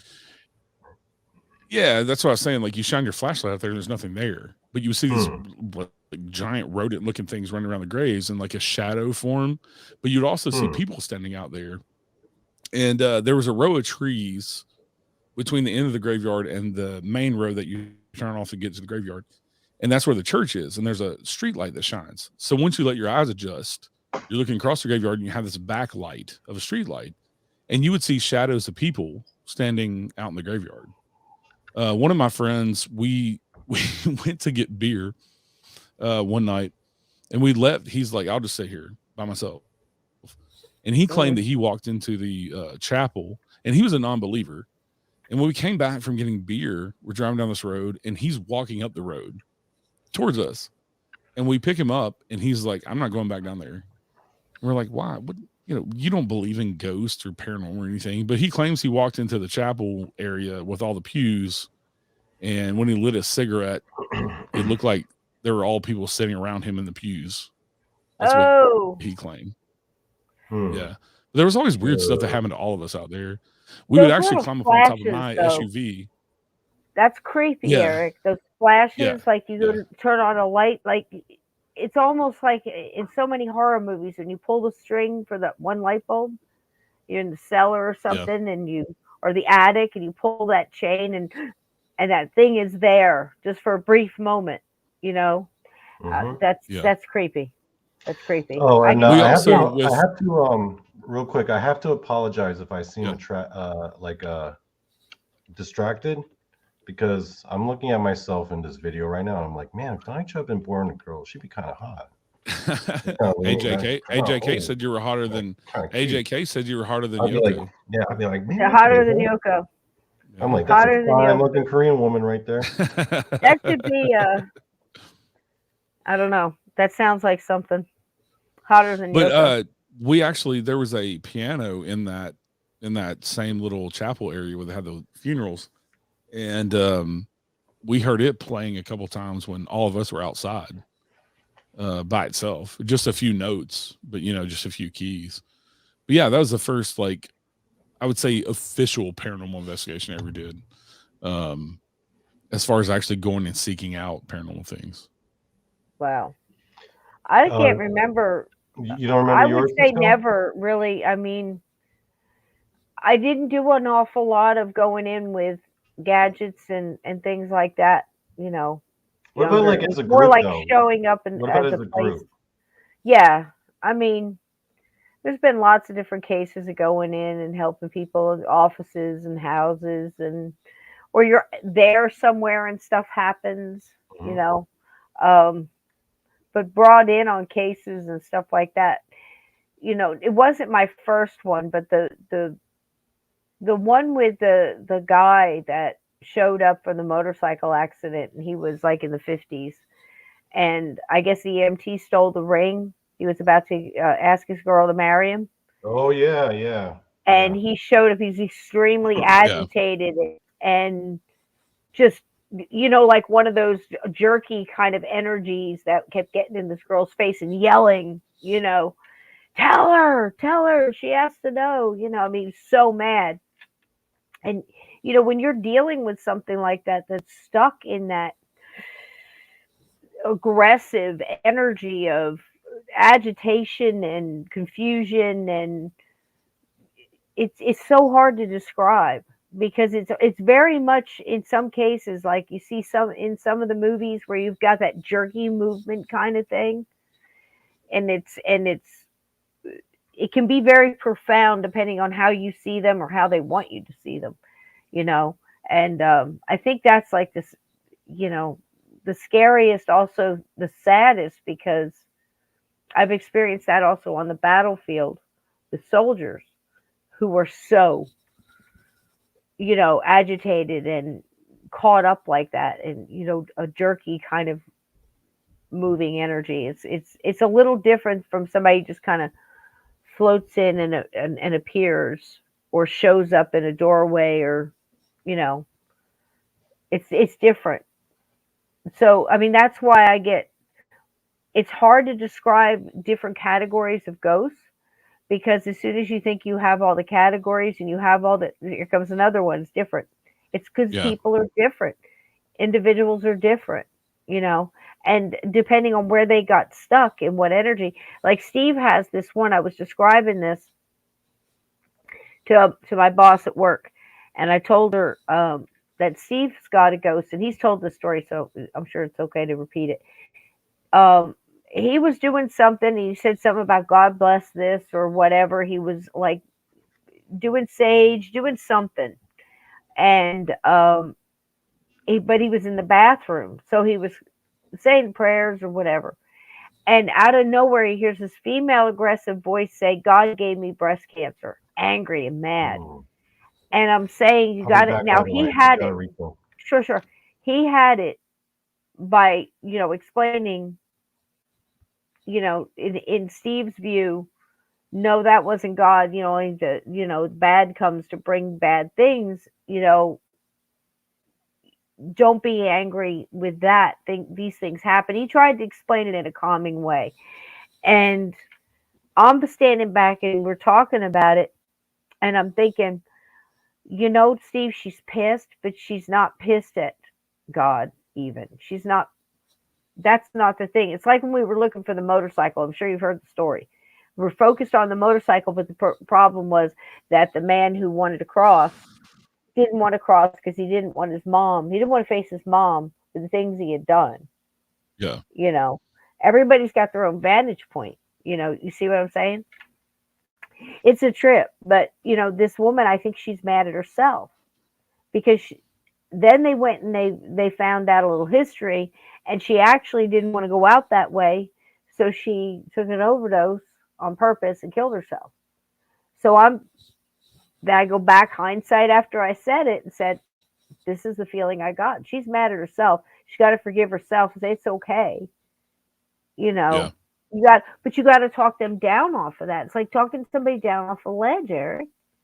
Think about it. Yeah. That's an intense moment. If you're a negotiator and you're going in there and it's your job, you drew the card that day and you got to go talk some guy off a ledge that has found out he lost everything in the stock market or whatever it may be that put him out there. And you got to talk him back in. That's intense. And that's what it feels like sometimes with ghosts to me. I've had to send, and just to caveat the last thing we just said about not being able to do these things for yourself, I had to send good friends of mine in to help somebody I loved that I was close to that was stuck and trying to unravel, because I've heard countless mediums and other people who have had friends or had someone that was stuck in that in between, that unseelie fae, that purgatory, whatever you want to call it, that in between space where you haven't quite decided what you're doing, And I think that has to be a profound moment in one's life if they don't just go right over, just sliding in like a greased, water slide, something, just there. But for the people who hesitate and the people that wait too long or wherever the rule may be, if we can catch them right then, and I think Steve's ghost, the one that he has there, I think the approach on her would be, honey, it's okay, forgive yourself. We're going to love them through it. If they'll listen, but getting them to that level of trying to get to that frequency of it, it's hard. I mean, I helped cross a little 8-year-old girl there, and it was almost like she was on the fast track to it. She was like right there, but there was something missing. She was talking to some other people. They came and got me, and I sat down with her, and I'm like, this quick, hello, honey, how you doing? We started talking right away, and she looked at me, and it's very much like just happened with these animals when I went in there and adopted these. I connected into his energy before I ever saw him in the physical. I saw his picture, and his soul stopped me dead in my tracks, and I was like, that's a beautiful little soul right there. You could feel it, to the point I call up the lady on the phone and we're talking. This is really cute. We're talking and she's telling me, and I said, well, I'm on the website. She says, well, if you hit the picture and you go down to and she's going through her, and it was lovely, absolutely wonderful customer service. I don't mean any less. But as I'm talking to her, I'm already excited. I've got him picked out. I have his brother picked out. I'm like so excited. I'm like, we're way past that. Keep going. It's like, that's what my energy was doing. But she was saying that, and I said, well, his picture, this is his name. His name was Patrick when I adopted him. And he was working that name too. I mean, it kind of fit him. But it did. It was funny. But and I said, look, it's Patrick. Can you please just tell me if he's still there? And she said, and she was listening. She was saying, well, while you're waiting, you can go through. And I'm like, I already have the application. Everything's filled out. And I said, just please tell me if he's still there. And she kind of laughed and she said, okay. She said, you're way ahead. She goes, I understand. I'll go see if he's here. He's here. He's got 5 brothers. They're all there. I said, perfect. I said, go back in there. I said, make an appointment, yada, yada, tomorrow, 1 o'clock. I said, please go in there and tell him Mama's coming and pick out a brother. It's like Sophie's Choice. Holy shit. When you go in there and there's these 5 little faces and you got to, I'm like, don't show me any other. Give me these 2. And I don't want to see because it's hard, you know, but she was absolutely delightful, you know, the way she was, but it was the spirit that I connected with first. And it's in everything, Eric, you know, and these people, these ghosts are real. Yeah. They were human beings. I had a similar experience, me and my husband here recently with, we just adopted a little puppy a couple weeks ago. Oh, and, I saw. And it's crazy because my husband connects with animals more than I do. And so I always rely on him. And we had to put down one of our puppies 3 or 4 months ago because of cancer. And he's only a year and a half old. So he was an amazing dog. Yeah, it was horrible because he was a year and a half old. You know, if he was a lot older, it might have been a little bit easier. But it was horrible. It's not. But I've seen him a couple of times around my house. And I think that was his way of saying it's okay. Like you can move on if you want to get another dog, you know? Yeah. But it just felt like time for me and my husband. And so we went to the Nashville Humane Society and they were full up and they've been taking all these puppy mill dogs in. And so we go and we looked at a couple of dogs and we put one dog on the list that we wanted to go in a room and meet and see if it was a good fit. Right. And then our second choice was the puppy that we ended up with. And it ended up that way for a reason. And we got her in the room and we named her Bella now, but the puppy you can see on my Facebook page. I put pictures up of her. But we got in a room with her and her energy was just amazing. And she automatically just loved us. And then I come home and I look at her paperwork and her birthday is on our anniversary, August 28th. Wow. And I was like, that's meant to be. It's meant to be for us to have this dog. Right. Yeah. Why? What are the odds? What are the odds? Right. You know. Well, and again, we're going to have you spoken to Rob Goutreau? I have not. Oh, please. When he's on, come on. You absolutely love Rob. The chat loves Rob. He's an animal communicator. Mostly after they've passed, but he's a foster guy. He's, you know, he's absolutely amazing. So anyway, when Rob and I first hooked up, we were instantaneous like this talking. That happens to me all the time with people. So long story short, have him on the show. He says, I'm going to send you the next book. Great. Come on after it was A Medium Goes to England or something like that. Old England, something along those lines. And first of all, I'm thinking A Medium in England. Holy shit.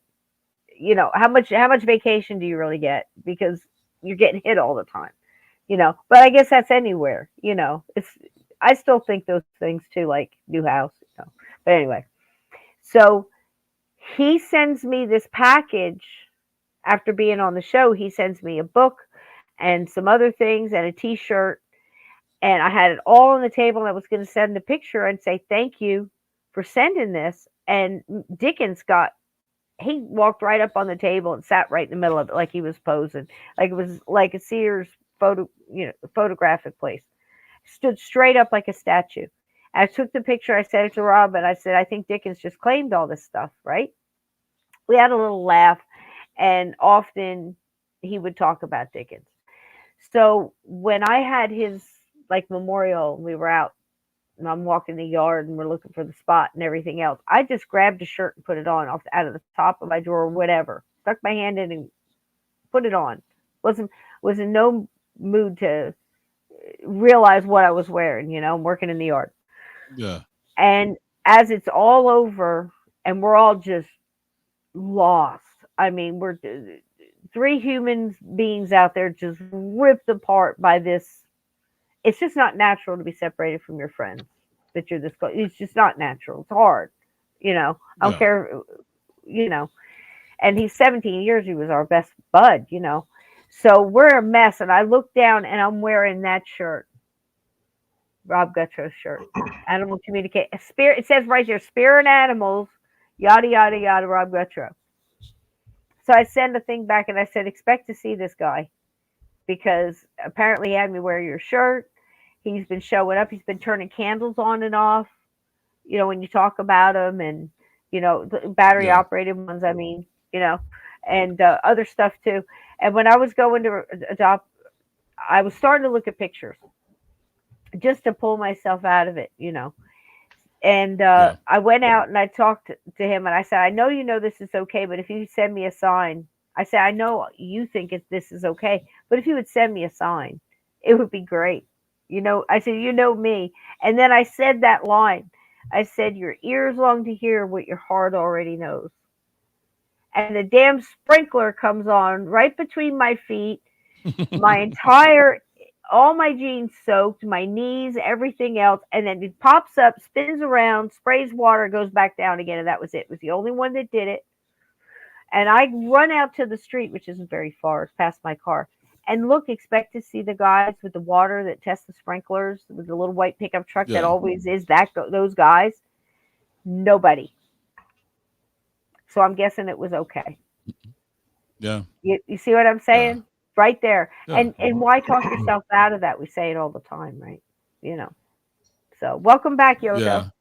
I don't think Steve's going to come. So if you guys want to tell some ghost stories and then I'll show one and we'll get out of there. Please do. I'm going to tell you the story about the first time I ever encountered a ghost, because the first time I ever encountered a ghost is a pretty dumb story. So I got to set it up. Okay. So I was telling you earlier about how I was watching Dead Files and then all of a sudden I was like, holy crap, we're in a video game. Later that week, okay, keep in mind, a little bit background to this. I was living in a college town in Chapel Hill. And basically, it was all like bars and restaurants. And I was living in this basement apartment. And down the street from our apartment was this, like barcades. It's a bar, but it's an arcade at the same time. Where basically it's like this giant bar, but then all around on the outer wall, it's like all these arcade machines, and they're all from like different eras. Yeah. There's like Pac-Man and pinball, but then they also got like Street Fighter and Ninja Turtles. And then me and my buddies, we would go there all the time, right? And in that bar, there was this one guy. He was a taxi driver because next to the bar was a taxi company. And he was probably in like his late 40s, early 50s. I want to say he was probably Dominican from the way he talked. And he was a taxi driver. And the guy would be in there every day, sitting there on one game, Marvel versus Capcom 2. It's like for people who don't know, it's like a Street Fighter style game. This guy would show up every day, never order a drink, but just spend quarters and quarters on that machine. And he would like beat all the college kids because that's a college town. College kids would go there. And you could tell like this was his getaway. This was his release from the stressful work life of a taxi driver. So the reason why I'm bringing this up is because in walks this drunken a-hole named Donnie Cho. And I'm watching this guy. I'm ordering my drinks and I'm like, oh man, this guy looks so happy. He's ordering, he doesn't even drink. He just wants to come here just to play some games. That's his happiness. And I'm like, should I destroy this guy? And then my buddy's looking at me. He's like, Donnie, don't do it. Don't do it. That's his happiness. And I'm like, you know what? I finish off my cocktail and I'm like, okay, I'm going to teach this guy a lesson. And then I pop it. And this guy had like lines of college students to like try to play him, and he'd beat all of them, right? And the guy would just be sitting there all day. All these kids would try to play him. And I'm like, okay. I pop in the quarter and I proceed to just whoop his ass, right? I gave him the work, right? Yeah. But I remember the look on his face, because he just kind of looked at me like like he just kind of turned at me. I mean, it almost looked like his eyes were like tearing up almost, you know, like he looked like he was just hurt, right? And I was like, sorry, dude. And I offered to buy him a drink because I felt bad about it. But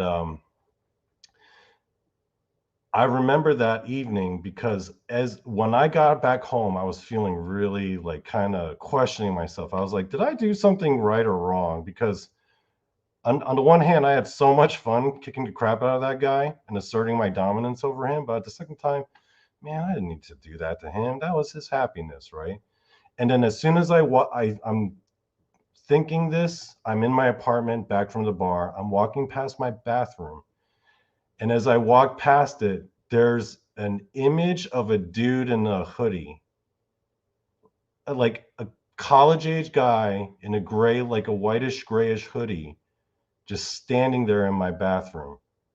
And the weird thing was, it wasn't like I saw it like in front of me physically. It was as if like I was just looking at there, and then this image was implanted in my brain of a guy standing there. You know what I mean? Yeah. And I was like, what the hell is that? So my first response was just to give him the middle finger. So yeah, that's how it ended. I was just like, you know what? Screw you, buddy. Screw you. You're gonna be in there in my bathroom like that? Well then. That's what I did. I mean, that's what I did. I just stood there and I just stuck my middle finger out like that. I was like, screw you.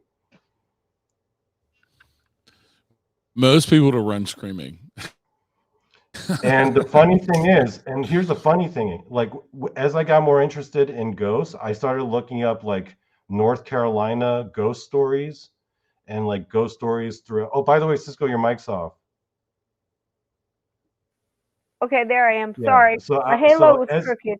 So as I not too long after this, I started researching like ghost stories in my area. So I was like, are there any places around me? Because I just had a couple weird things happen to me. That's the way to do it. Turns out one of the most haunted houses was literally next door to my apartment. I was like, what are the odds of that? Say, hey. Yeah. Yeah. Man. You know, a couple of times here listening to the chat, you know, I would show like Leonard Nimoy and the haunted English castles or whatever. And a couple people in the chat, that's right down the street from me. I mean, it's amazing when you remember you're not in a small place. It's such a big world, you know. And well, and the internet had really something lets like that us happen reach to out. me. I don't know if you guys have been following in the news, but there was recently this major tragedy that happened in South Korea where about like 150 people lost their lives in a stampeding incident. Yes, I did see because that. of a Halloween party. And I was like, dude, that was literally that very spot in Seoul where that happened. That was literally right around the corner from my apartment. Man. I was like, what? You know, I think that's funny when you can connect into something like that. I wonder what that feeling is, you know, when you think, gosh, I was right there. I ate lunch there once. You know, when we can connect personally to something like that, I wonder if that makes it more real. You know what I mean? Yeah. Because you think back, you know, gosh, I was there, you know, I never saw anything. I think the first experience with that was when my mom brought me to Fort Monmouth and the Battle of Monmouth. And there's a little church. And of course, anytime there's a battle and there's a church, it's a hospital, you know, all the pews and everything else. And it just so happens to be, if you've ever heard of her, a historical figure named Molly Pitcher. And Molly Pitcher had a well. And, well, she didn't have the well. She was at the well and she would get water and run and take it to the soldiers. And then she would also take and bring pitchers and buckets of water to dump on the cannons because they were getting so hot. And when one of the guys got shot, she took over and she started firing off the cannon. She took his place. So she became very famous for that and bringing water to the wounded and all these kind of things from this basic well. And my mom took me to see that well. And I remember standing there, and that was always something I got. I was a real little kid when this happened. I can remember doing it. And I can remember the mulch around the outside of the well and everything. I can, you know, and I remember thinking, was that there then? I'm thinking, no, You know, that's something new. I mean, I was that young to have to think about these things, you know, but I remember that damn well. And when she took me in that church and showed me the blood stains that would not go away, that was it. You know, she's telling me they'll sand it down, they'll paint them, they'll this, they'll that, and they come back. I mean, I'll never forget her telling me that story. I had to be Yeah. 6, you know, so I remember I was locked into the paranormal and the supernatural and historical all at the same time. It was so interesting, you know. I'm standing where they stood. They did these. It's amazing to me, you know. Any place you go like that, I Yeah, I think have you that get that way connection. too, Eric. Yeah, especially with the place I've talked about on your show, Carton Plantation, Franklin, Hmm. Tennessee. I have that connection as well, especially there with the bloodstains there in that place, and like you can see where the doctor stood with his rubber apron because there's no blood behind that, and it's like this U shape, and then you can see where a bucket was sitting. There's a perfect circle where there's no blood, and all around it's bloodstains, and yeah, and so Yeah, to be in that spot and to see that, it really connects like the history and the right. hauntings and like all of it just comes together because there's Hmm. this physical evidence that it really happened. It's not just a story. Hmm. And also the Hmm. emotion and as being an empath, like all the emotion and the Right. energy and all those things coming in at the same time. Yeah. Oh gosh, hardest place. I mean, I know we always talk about it, and Steve and I and everything else have talked about this before too. What places you go in where like the energy really gets to you? And here lately, as I got older, it was places like grocery stores and WalMarts, and I can't do a Walmart. I haven't been in one in years. I just can't. There's something about the energy there. It's just I never go ugly. to Walmart. Hell no. Hell no. It's just the energy, and it drains you. I don't want to be around Um, demons. and yeah, I have to say right now the hardest. I was reminded of how hard it is to go into a shelter, a pet shelter, and listen to the dog barks and Yeah. listen to the, Yeah. you know, that was one reason I decided everything that was going on was the Dickens was going to be at home, because to go into a vet hospital, I mean, God bless them for being there. I'm not bad mouthing them. I'm just saying, and all of that stress. It's stressful for us to go to a hospital. You know, you're trying to sleep in that atmosphere. They're coming in every 2 hours, taking your your vitals and shit, and taking more blood and all kind of other shit. You know, it's a terrible place to ever get rest. That's for damn sure, unless you're knocked out on something. Yeah. I resemble that remark. I was one of those people at one time. What they took blood phlebotomist? Well, yeah, and doing IVs and all that. And I was one of the ones that would come in and bug you every 2 hours for your blood pressure Yeah. and all Oh, that honey, stuff. I ran into so many people in the past 5 years ever since my son had his accident. Oh my gosh, the people that'll come in. You know, I had two I was it X-ray. They weren't respiratory. They were something else. They were doing a quick. I want to say it had something to do with X-rays, but I think they were just getting them ready for something. Anyway, they came in 3 o'clock in the morning. One had orange hair, and I don't care what color you want to make your hair, but it is a little striking at like 2 o'clock in the morning when somebody kicks your damn chair and tells you to move. And you stand up and they're just got this like poof of orange hair, look like something out of a pumpkin parade, you know. And again, I've had different colored hair. It was just, you know, all it was, I wasn't ready for it. And the Yeah. way that girl talked to me and kicked my chair, oh my God. I mean, first I got that thing of orange hair and this attitude off this person and just hollering from the minute they walked in the door. Like, you know what it reminded me of? Thing one and thing two, and the cat in the hat. When thing one and thing two came in, they just took over and started destroying shit and was acting all, you Oh, know, I thought you were talking about belligerent. John Carpenter's The Thing for a second there. No, no, no. The cat in the hat. Okay. Thing one and thing two like had these like unicycles and this bright orange, kind of like side bob hair. It's like it looks like an octopus on top of your head. But they were just terrible, and they would just destroy things as they went through the house. Usually, when a kid was supposed to be home and being good, a cat in the hat would come and stir up some trouble, and then thing one and thing two would come in and just totally destroy the house and flour all through the kitchen. And, you know, you don't remember, you never read Cat in the Hat? Who in the chat knows who I'm talking about? Thing 1 and Thing 2. I know what you're talking about. You know what I'm talking I about? know what you're talking Okay. about, yeah. That's what they reminded me of, busting into this room. And I, you know, when she kicked that chair, man, you know, I just don't want to say. I came unglued, dude. You know, they never set foot back in that room again, you know, but that was just, yeah, there's some people, I'm sure, you know, I'm sure you know some I'm talking about if you worked it, Eric. You know, something I often there's think some about. people with some attitudes. Something I often think about when it comes to ghosts is figuring out, okay, well, they clearly seem to have to operate within a certain parameter of rules. Like there's clearly things that they can do and clearly things that they can't do. So once you kind of figure it out, some can do and some can't do, or haven't figured out how to do it yet. But you never hear of like got that level. Right. Yeah. But you never hear of like a ghost like blatantly breaking the rules. Like, okay, there's certain like paranormal stories with regards to like maybe UFOs or cryptids or demonic stuff that clearly it's like crazy because it seems to actually break the rules, right? But ghosts I've noticed have always seemed to operate within a certain set of rules.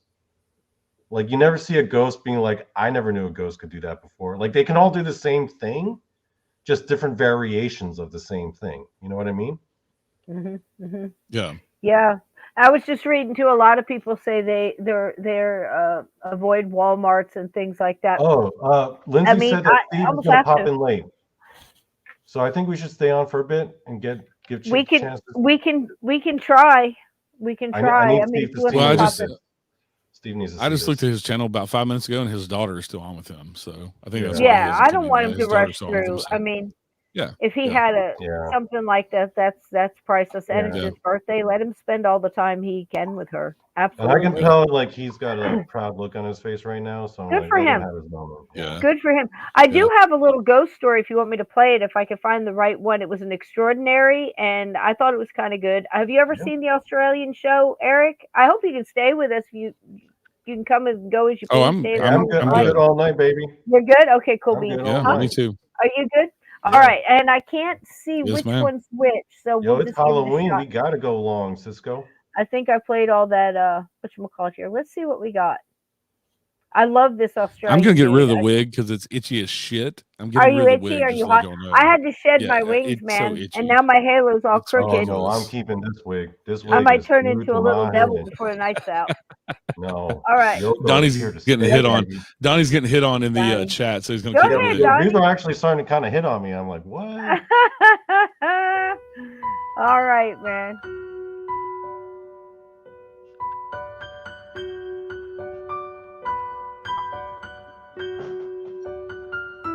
Yes, be kind.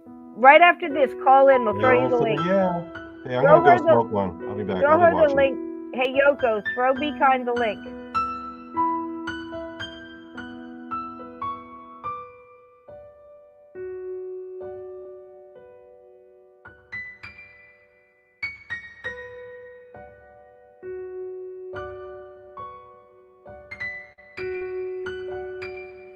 Ted, just put in headphones, honey. You can call in on your phone if you want.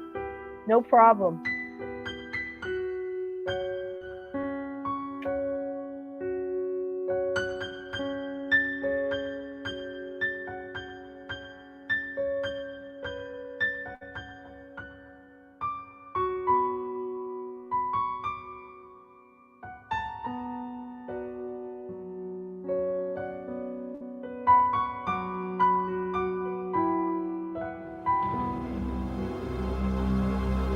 There are great ghost stories along the craggy coast and dark woods of the American Northeast. This one began half a century ago, about a strange spirit that inhabits the landmark town hall in the village of Alton, New Hampshire. And it's still going. The witness list is impressive. The town's chief of police, the town planner, and oh yes, the town clerk. She's just one of several Alton town officials who refuse to enter their own town hall alone and never after dark.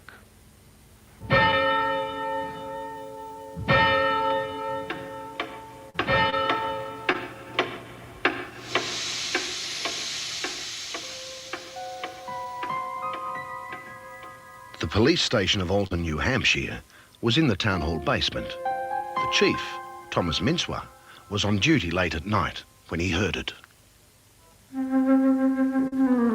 I heard noises and I came upstairs to investigate, and it sounded, because you could very distinctly tell, front door closing and opening, because it slammed, it was so heavy, and you could tell if somebody was walking in the hallway. And being downstairs, we would come upstairs to see who was in the building, because at the time the building upstairs was closed. And coming upstairs, you'd find no one. Alton's town planner, Glenn McLean, is not the kind of man given to wild imagination. He's experienced it too. You really start to feel like there's somebody right behind you. There are some physical things that happen. You feel your hair start to stand up on end. You feel that presence. The local radio personality, Scott McKay, stayed in the town hall overnight. He thought to dispel the myth. My impression coming in was one of skepticism, not too sure what I would find. I really didn't have a fixed thought on whether I believed in any supernatural or not. And when I left the next morning, I still wasn't too sure, but I do know that something happened. And Alton's town historian, Judith Fry, is just about ready to include the ghost in official records. I think it's happened too many times just to be a coincidence. And I think there's really some merit in it. It usually happens sometime after midnight. And it continues until 2 or 3 o'clock in the morning. These are the hours of the Alton Town Hall ghost.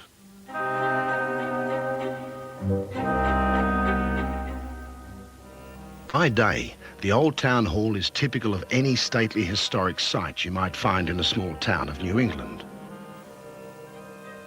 This one stands with town pride. Its 100th anniversary is coming up, and a celebration like Alton hasn't seen for many years is planned. Some townsfolk are wondering if the big event might stir something unexpected, even unwanted, in the old landmark. The people who live daily with the town hall ghost are certain about 2 things. It exists, and if you don't bother it, then it doesn't bother you. While the Alton Town Hall haunting seems unthreatening, no ghost story of recent times has had more credible or official witnesses. The people who believe it most fervently are the city officials and police. They live with it. When you distinctly hear footsteps and you know them to be footsteps and hear the same type of noise and come up and not find anybody, check all the doors in the offices, find them all closed, and check the building and there's nobody there, makes you wonder. There were a lot of times when things disappear. You go crazy looking for them because you're sure that they were where you left them. You look around, you can't find them, you come back, and they were where you left them. You start asking yourself some questions. A lot of the city employees who work in the town hall by day refuse to enter the building alone, and never after dark. Good morning. I survived the night at the Alton Town Hall. The radio announcer, Scott McKay, thought he was going to make fun of the whole affair when he stayed alone in the building overnight. When I left with the last employee. She was going off to a class. I was going out to get something to eat before I came back to settle in for the night. You locked the doors? Locked it up. I had supposedly the only key that I know of. Lights were out? Everything was turned off except the entrance light. Yet when he returned, everything had changed. When I came up to the room, all my stuff was gone. My whole gear, my sleeping bag, my knapsack. So I started looking around, came in this room here. Next thing I know, there it is in the judge's chair. After finding his sleeping bag, he noticed his TV set was also gone. After I retrieved my knapsack, I came over to the stairway here, and down at the bottom of the stairway, was my monitor. Nothing wrong with it. It wasn't broken. It just looked like it had been placed down there. All night long, he heard footsteps when no one was there, noises that no one was making, felt a presence that made his hair stand on end. Even though I was lying here on the floor, supposedly alone in the building, something told me that I wasn't alone. What he encountered was consistent with everything the police chief and his men had been quietly telling each other for years. They would find lights on in the building as they drove past and turn around and come back to check them, and the lights would be out. The sound of doors slamming has been a constant unexplained noise for anyone who stayed alone in the town hall after dark. The cell door in the old basement police station has been a sobering reminder that Alton's most famous building is never quite empty. And the dogs. The stories about the police dogs are what spooks the town planner Glenn McLean most of all. The dog would want to respond to something upstairs.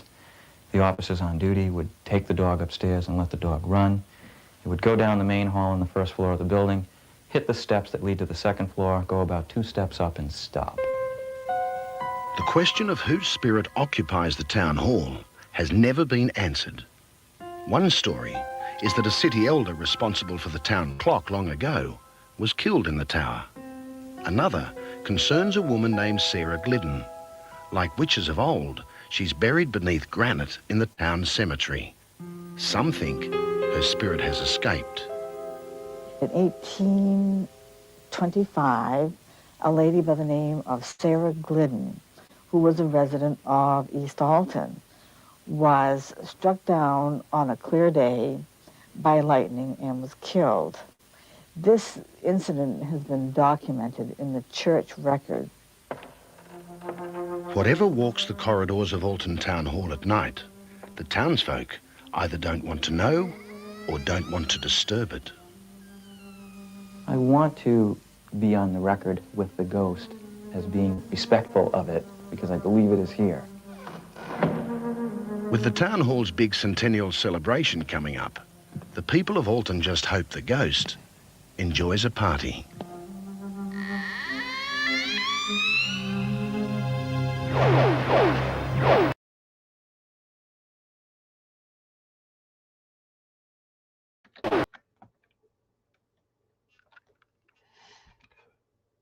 Cisco, your mic's off. There we go. I just love those things because they always have a little history, you know, a nice story, nice playback, a nice, you know, what do you call that? You know, retelling of the events that happened and stuff. And it's really cool. And sometimes witnesses like those guys, you know, and I love the old radio things when they do the Halloween stuff for, well, this journalist is going to sleep overnight in the world's most haunted house, you know. Yeah. Some of those things turned out pretty good, you know. Bunch of non-believers, the camera guy. It's usually the, you know, the camera guy and the journalist or something. Somebody's popping in here. Let's see who we got. It's a surprise, a Halloween surprise. Oh, what could we have, gentlemen? Welcome, Hey. Be Kind. Hi. Hello. Hey. Hi. Hi. It's good to hear you. Loud and clear. Happy Halloween. Oh, okay, happy Halloween. I had to close the YouTube thing because it was constant feedback. Okay.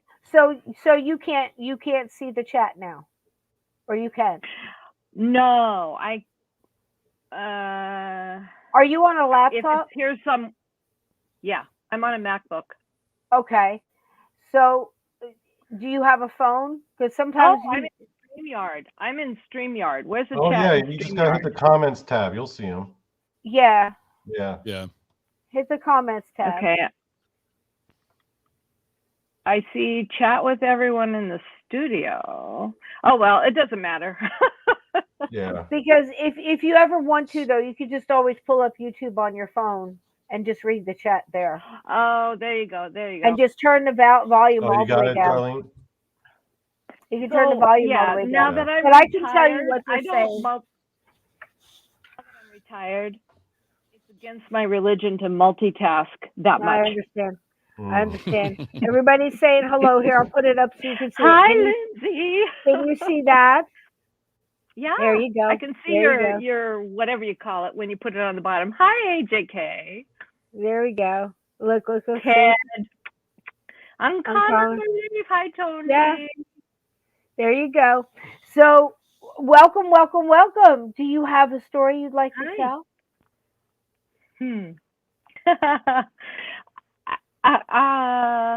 Or a tradition of Halloween, or something, a memory, or anything like that. I'm very vintage here too, man. I love that stuff. Traditions and. Here's a really special Halloween Eve memory of mine. My brother is very much younger than me, and he was born on October 30th when my younger sister, and I were with my other relatives because my mom and dad were at the hospital, and we were carving our pumpkins. And this was a big deal because my other uncle grew such big pumpkins. An adult had to use a jigsaw to cut off the top because these are like enormous pumpkins. Wow. So we're literally up to our shoulder blades in pumpkin carving, and the phone rings, and the adult relatives that were there let me answer the phone, which was a big deal. It was a big deal back before cell phones and when there was only landline. It was a big deal if you were allowed to answer the phone for the household. So I answered the phone, and it was my dad telling us that finally we had a boy. Oh wow! Yeah, so it was very cool. And you named him Pumpkin. Did you name him Pumpkin? No. You should have. But there's lots of the men in my family. There's a lot of knowing, like just stand up from the dinner table and say, I got to go here and do this right now.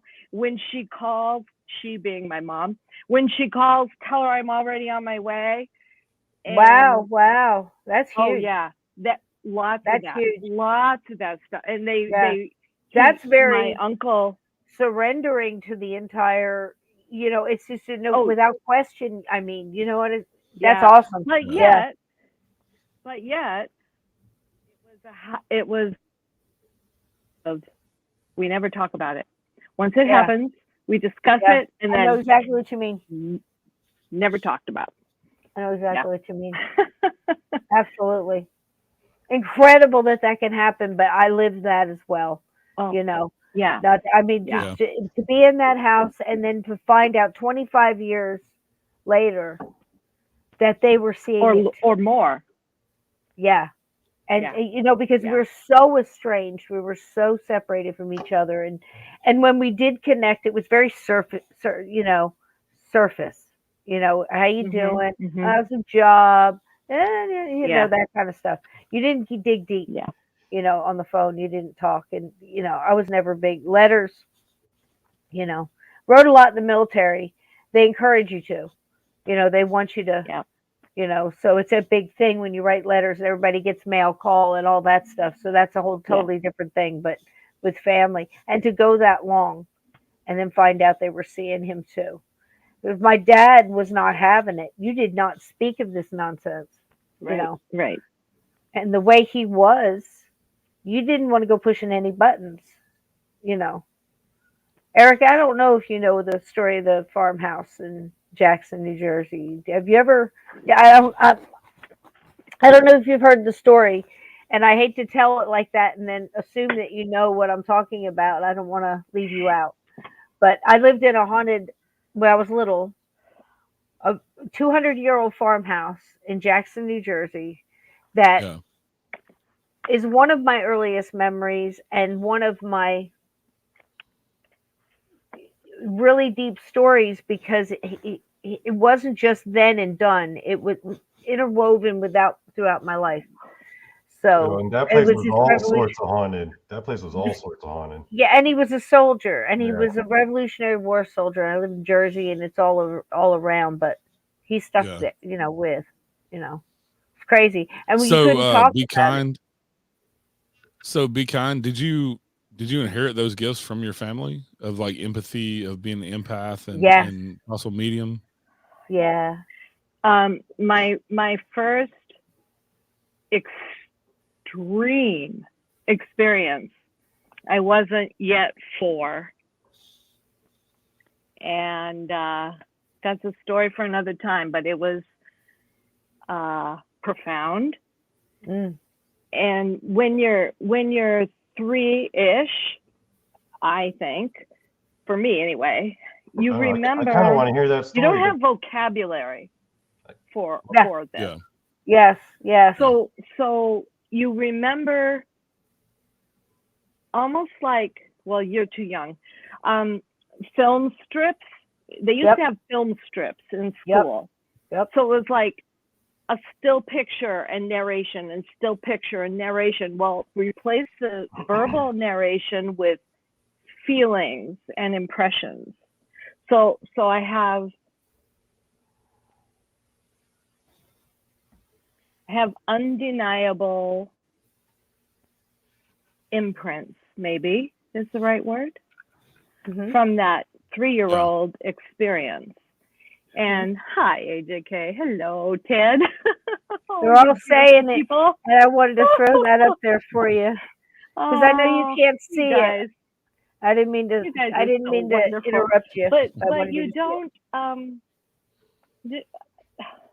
The only other time I've had. So I'm jumping around mentally. My brain does this. I just like fire. Well, on it's the multiple energy systems. too. It's the energy. Everybody's got energy. Yes. And you connect into it. The adrenaline. And I'm letting my guard down. I'm letting my guard down it's the and adrenaline just being as well. normal for me. Mhm. Normal.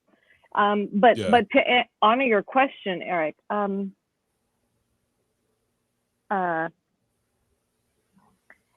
I eventually lost what you would call the conscious memory of the event, but I do remember being a number of years older and having habits that resulted from that memory, from that experience. Like I would sit out in the yard and refuse to come in. If the light coming through the clouds looked a certain way, because I didn't want to miss it if it happened again. Now, okay, a 6-year-old doesn't say, but it happened in the middle of the night in your bedroom. Right. So you don't need to be outside. But to me, I used to have the memory of what it looked like when the visitation happened. And then I went through a number of decades where you get preoccupied with all the meaningless crap of life. Career, raising your kids, that's not meaningless, but you know what I mean? You just get so damn busy with all the shit you got to do. The mundaneness of it all. Yeah. So, you just like, that's over here, that's over here. And I would say that the last 15, maybe 20 years has been like little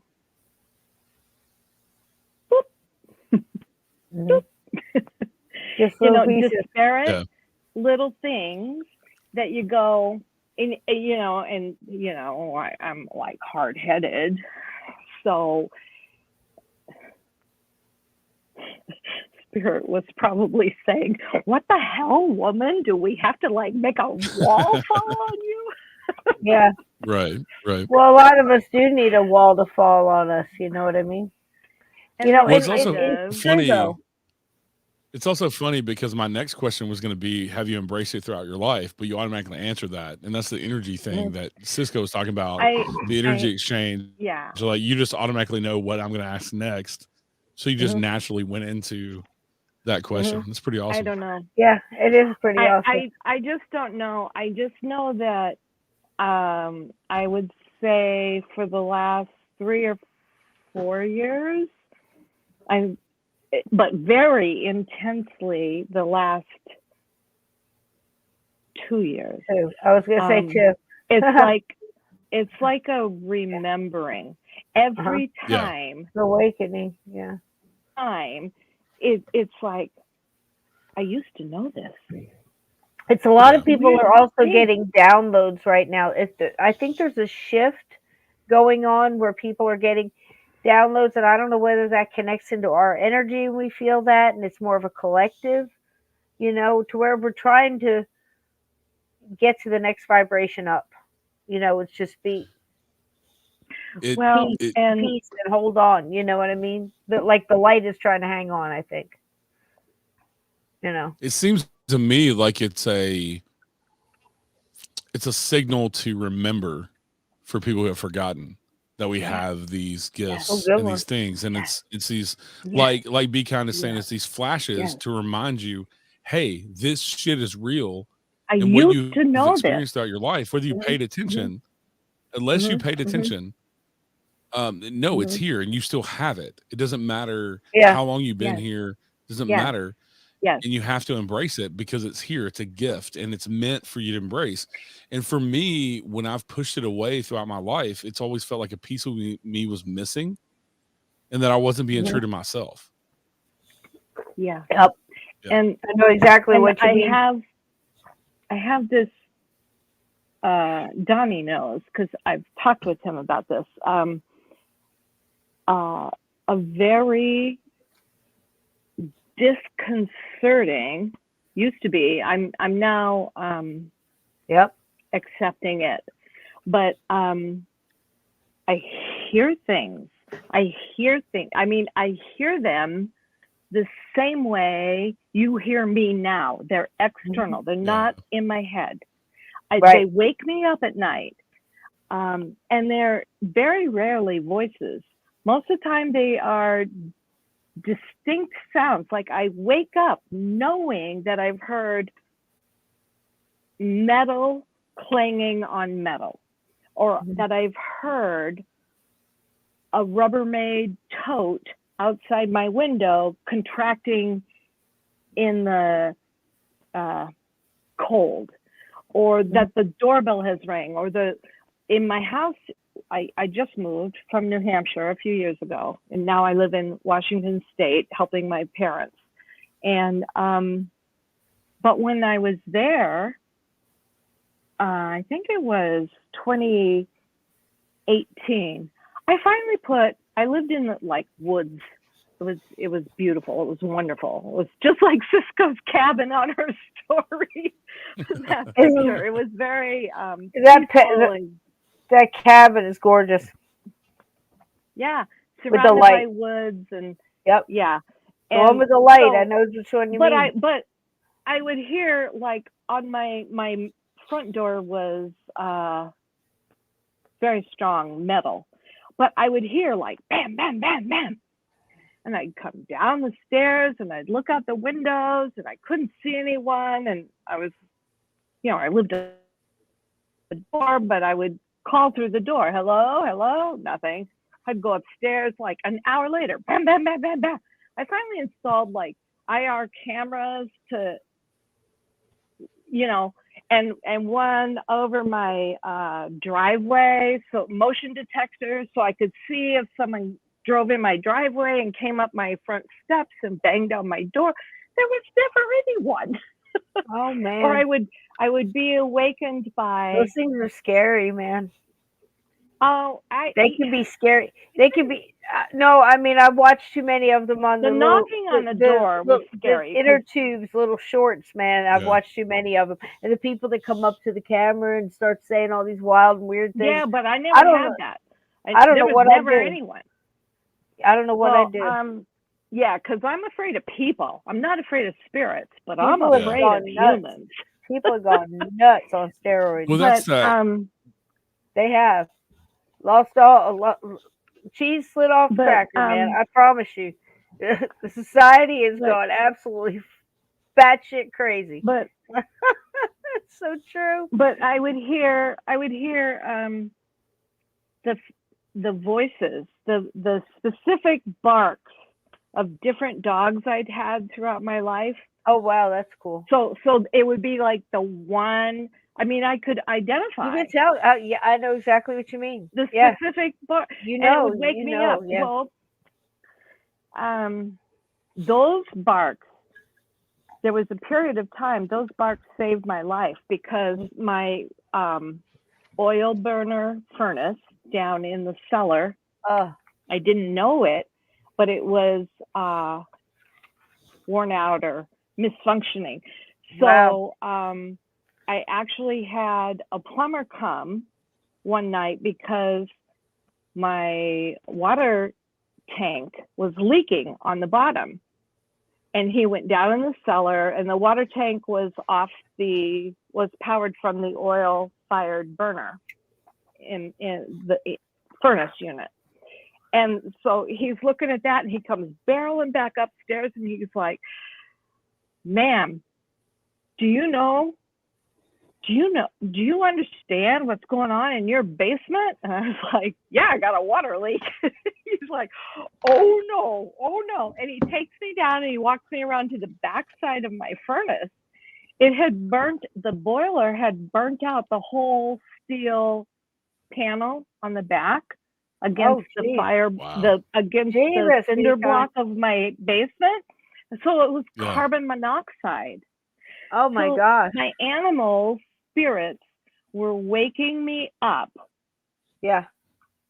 Yeah. It kept when they would bark and wake me up, I would go and like look around and try and figure out why am I hearing, and I remember feeling like I'd been drugged when I woke up and thinking, I haven't drank any alcohol.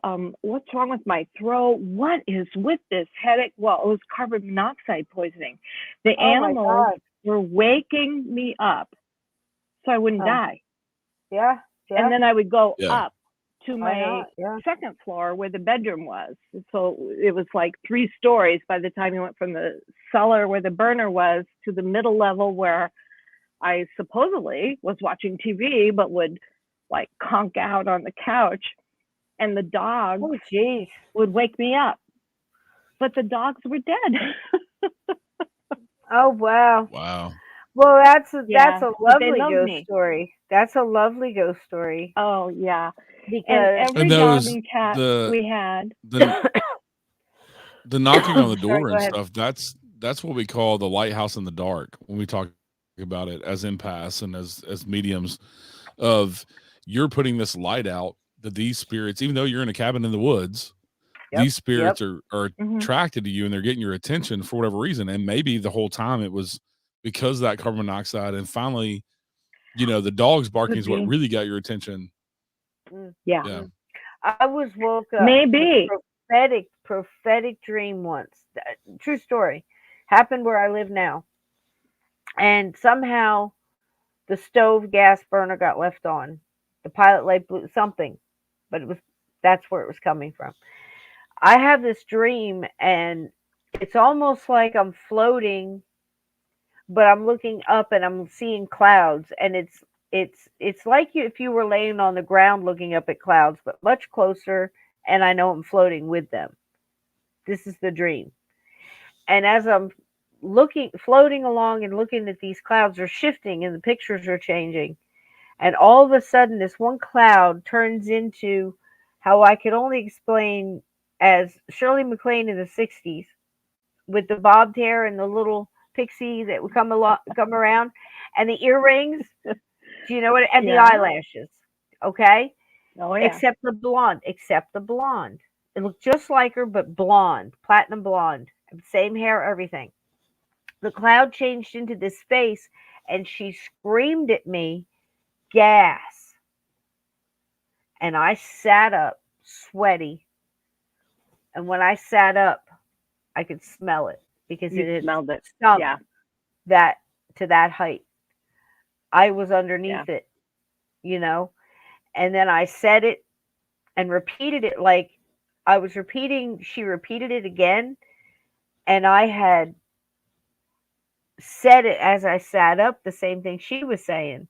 So my husband heard, and he got up and found out what the problem was. Of course, the windows and everything open, and you're like, "Oh my god, oh my god, oh my god." But I've Yeah. been woken up in dreams like that, you know, and I often wonder if that wasn't a spirit guide, if it's somebody you Yeah. recognize so profoundly, you remember it, but you don't recognize them in your this life.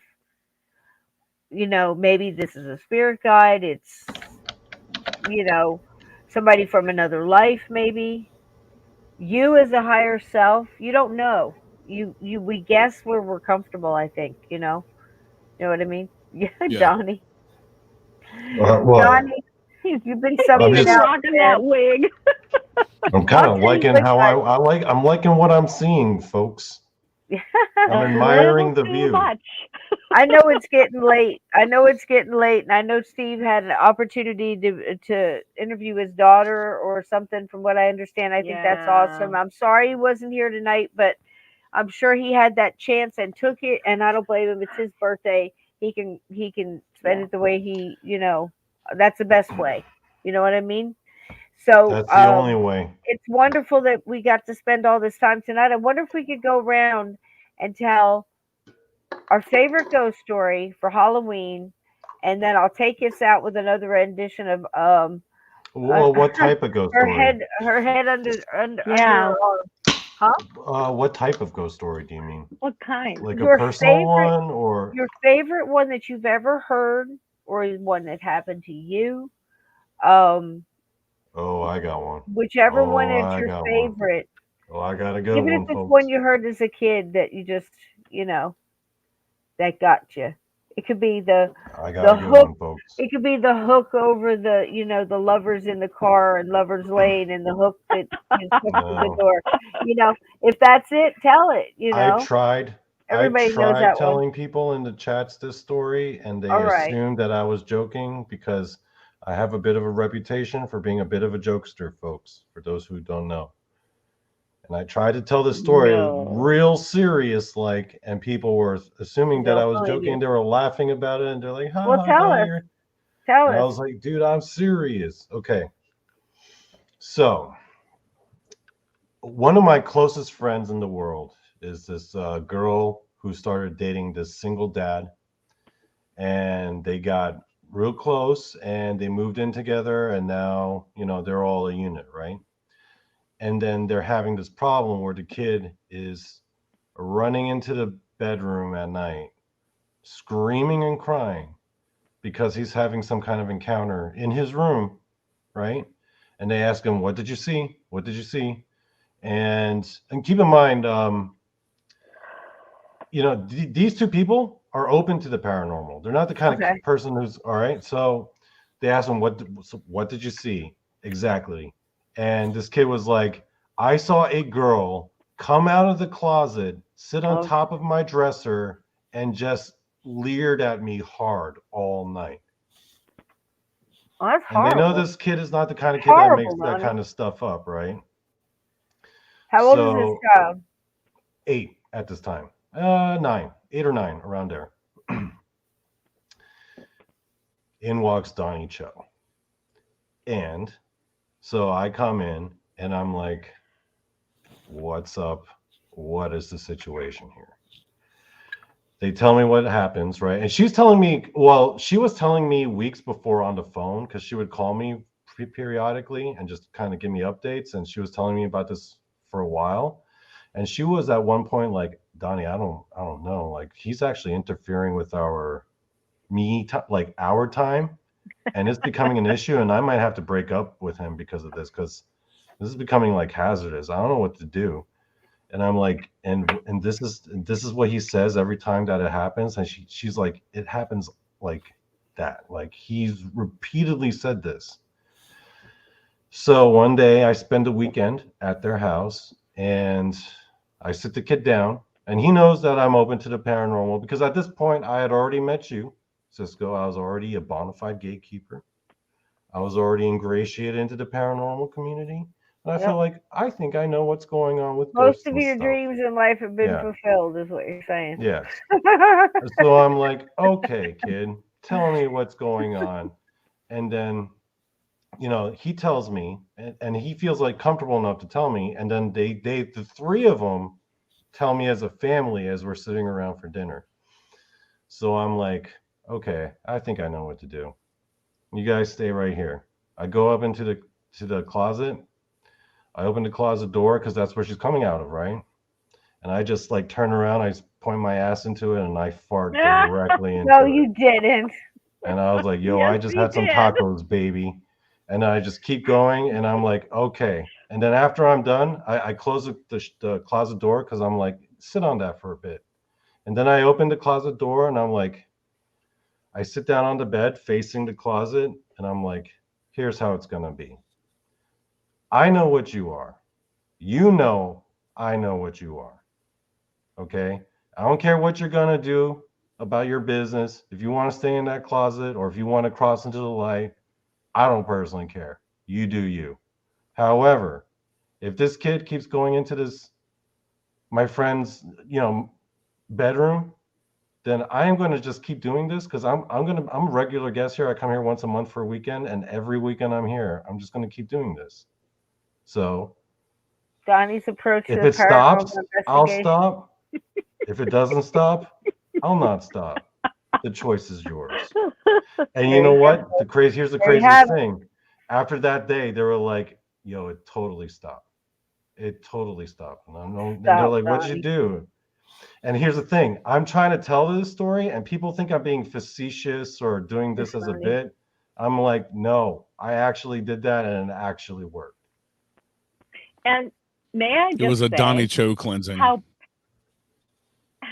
perfect I have no that words. is for a small boy. Yeah. To see. It was a little girl, which is not worse. a ghost. Because she had to smell. I She mean, had to smell middle-aged man farts. Who am I to, who am I? That's what little boys are all into. That. I'd love to see what what's his name? I don't know why he popped into my head. Who's the parapsychologist?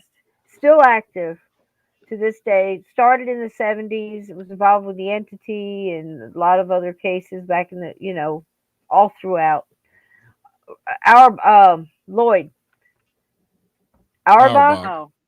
Yeah, Lloyd Auerbach. Yeah. That one hurt. But I could see his face clear as day. I just couldn't think of his name. But, you wonder what somebody like that would say about, stories like this, Yeah. They were always so serious. And, I've watched him and Eric and Beacon. I want to get your ghost story too. But this will be mine then. It's not my favorite, but it's a story that fits. I believe, I could be wrong, but I know the Sally house was the case before it became the Sally house. It was just in the beginning of it. And they were showing it on In Search of and Sightings. Sightings team is going to go down and we're going to investigate and stay for 2. They actually did it right. It stayed for like 2 weeks and studied and compiled, evidence and stories and history. They did their best, but these guys would sit in this room and watch this guy get scratched out of nowhere. Does anybody remember this?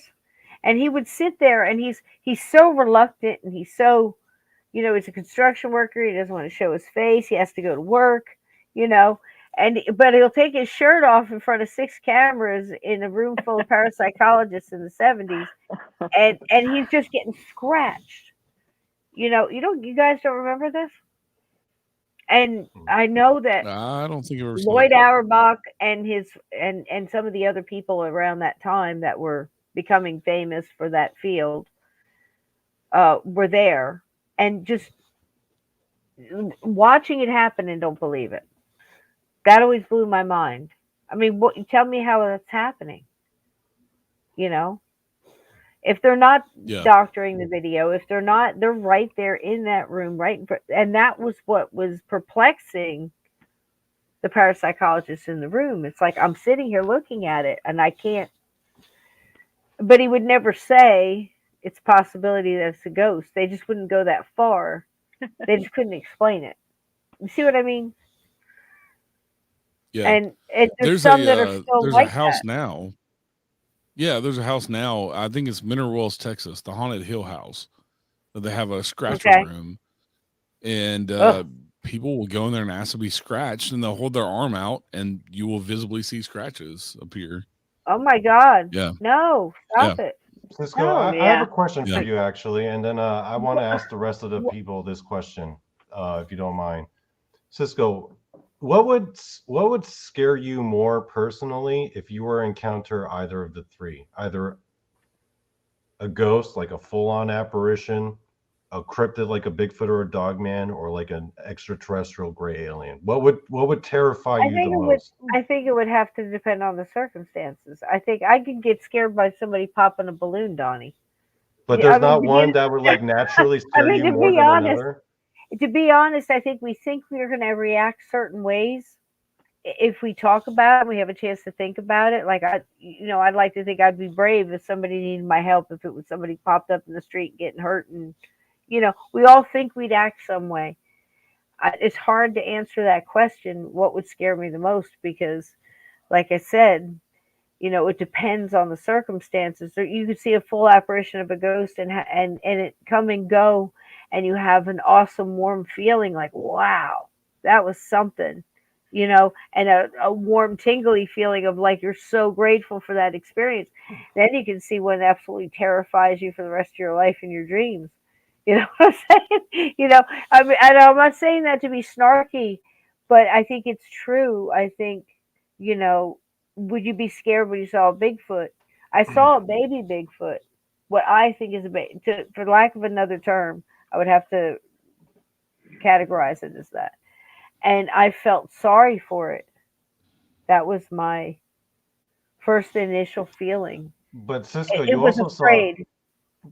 But you also saw that thing crossing the road. Remember from your book, you and your mom were driving on that road in Virginia, and you saw that creature crossing the road, and you were like, that was the scariest thing I'd ever seen. It changed. I don't know if you ever heard this, Eric. You want to hear it real quick? Oh, you got to hear Cisco's cryptid it's story. Not a ghost story. This is not a ghost story. I don't know what it's a. I don't know what the. You know what I'm saying? And the way she describes it, I was like, yo, this was scary. All right, I'll put you there. Okay, so my mom and I lived in Deep Creek, Virginia. And in Deep Creek, Virginia, it is very much like it sounds. It is in the Dismal Swamp, which is a barren, hideous area at this time in the 70s. Okay. So I don't know what it is now. If you live there, I'm sure it's beautiful, But at this time, now in order to get to the grocery store or any store, like the Little Roses department store, if you're old enough to remember those things, and it was like a little 5 and dime, like a Kreschke's or a Woolworth or something like that, a little 5 and dime kind of place, but it had a lot of stuff. And the grocery store. To get there was 25 miles of this road that had nothing but the beautiful Dismal Swamp on either side of this road, and no barriers, no nothing, and it was thin, and it was the 70s. So these old farmers that had these Pontiacs and Cadillacs. Was it like gravel or dirt road? And was it in places, I mean, most of the time it was blacktop, but that's what I was thinking. I was thinking like a gravel road in the middle of the swamp or something. No, it was paved, but it wasn't great. So it was like I said, it was the 70s, so the cars were big. And there was a couple of places that had Yeah. bridges that you had to wait and let the other car go if two cars were coming, because two cars ain't getting across that bridge at the same time. Yeah. So my mom would be scared to, not get too close to the edge because it was nothing but grass, swamp grass and swamp. And it was deeper in places than others, and it was the trees, and it was you could see the moon on the water if you went at night. And I would sit up front, like lean up front. My job was spot bear. I mean, she teased me and stuff too, but deer would jump out or whatever in front of the car, and she didn't want to get too close to the edge. So I was kind of, in my mind, helping her. I was an 8-year-old kid. So I had a good look. I had a hold of that dashboard of what I believe was a 1972 Mach 1, Mach 2 Mustang. Chocolate brown with black racing stripe, beautiful car. But in the back of those cars, they had what was called the louver, kind of like back to it, where it was like a shade, and it had like the louver through it. So you never got a good picture. You could just see pieces of what you were looking at the back of that window, right? So anyway, I'm sitting up front, and we're cruising down this thing, probably, not going very fast because my mom was freaked by this shit. It really was bad to drive on. So we're driving, and all of a sudden this black thing moves in front of the car, and I felt like I was the first to see it because I'm right up front before seatbelts, that nobody cared. So I see it, my mom sees it, because I can hear her saying things like, "What the hell is that?" And you can feel the car start to jerk, but she didn't want to just slam on the brakes because you don't want to go off into the soup, right? So this is all happening very, very fast. We're getting closer can you and closer describe what to it it looked by like? the second. Yeah. I mean, we're getting up to it. So we're moving ever closer to it, and it's still moving out to the front of the road. And as it gets right in front of us, my mom is tapping the brakes, pretty much slowing down at this point. We're still going to hit it. It's right in front of us, and it turns its head, and it looks like a mixture between a very, very large boar, the skin on it, the wrinkly elephant type skin with bristly hair, and the head, but it was more like a bear in the front, and the head was as big as a bear, but it was short like a pig. It's really hard to describe. That's really the only thing I focused on until it turned its face. And when it turned its face, it was looking right at the grill of this Mustang, probably seeing my mom like this, and I'm right up front, and I'm getting it too, and it just looked right at us. And as it looked at us, its face went to almost like a liquid latex, and it just kept changing.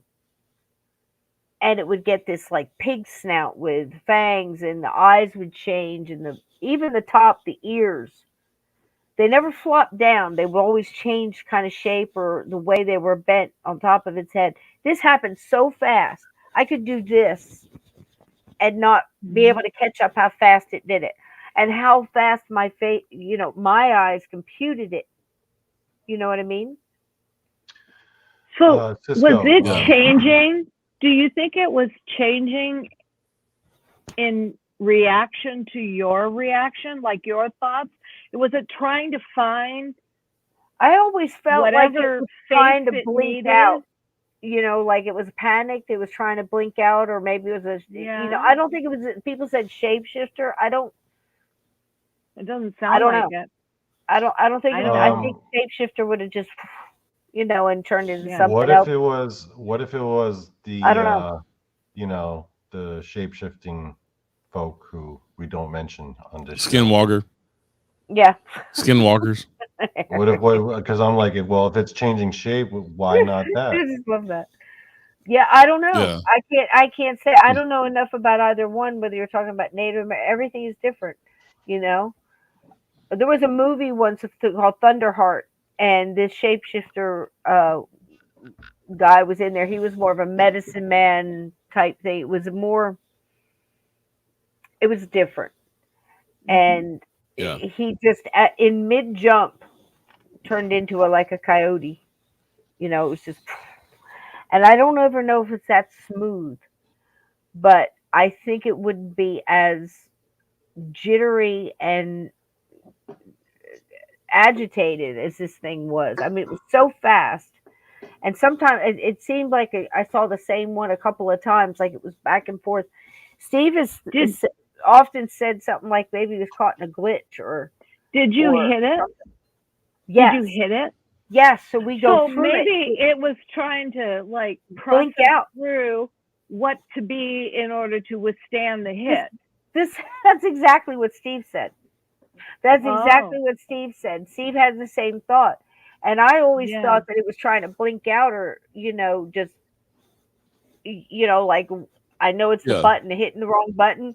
You know what I mean? Right. There's a button that blinks me out of here. So anyway, the Mustang continues on, and we brace for impact, right? Mm-hmm. And as soon as we hit it, I don't remember feeling a boom, boom, but you just knew it was there. It's a weird thing. It's like, of course you hit it. So my mom, I remember looking at now I'm like down like this and I got a good view. My mom's up here driving and she slows down like, that's it. And she's looking and she's saying stuff like, where'd it go? I know I hit it. And she's looking up. She's looking at the mirrors. She's looking in the back. And again, I mentioned the louver windows in the back. Mm-hmm. You can only see slices of what's behind you, right? Right. Damn. So, yeah. So and I'm just looking at her, looking at the things. I don't need to see what's in the mirrors. I can see it on her face, right? So she thinks for a second, and then she goes and she hits the gas. She goes a little bit, and then she stops again, and she looks. And then she says this, and it sent a chill down my spine, still does to this day. She says this, the water isn't moving. What the hell is that? What water? What the hell does that mean? I say to my little 8-year-old self. What do you mean? And then I realize as she's looking around that it would have jumped, it would have made the water move. Or it flew up, and fell back or whatever. The water would be moving. Makes sense. But it took me time to figure that one out. It's not like I had. So wait, what were you doing? So you're telling us what your mother was doing. What were you doing? My ass for dear life. I was. Were you like crying at this point? Were you screaming? No. I'm watching my mom.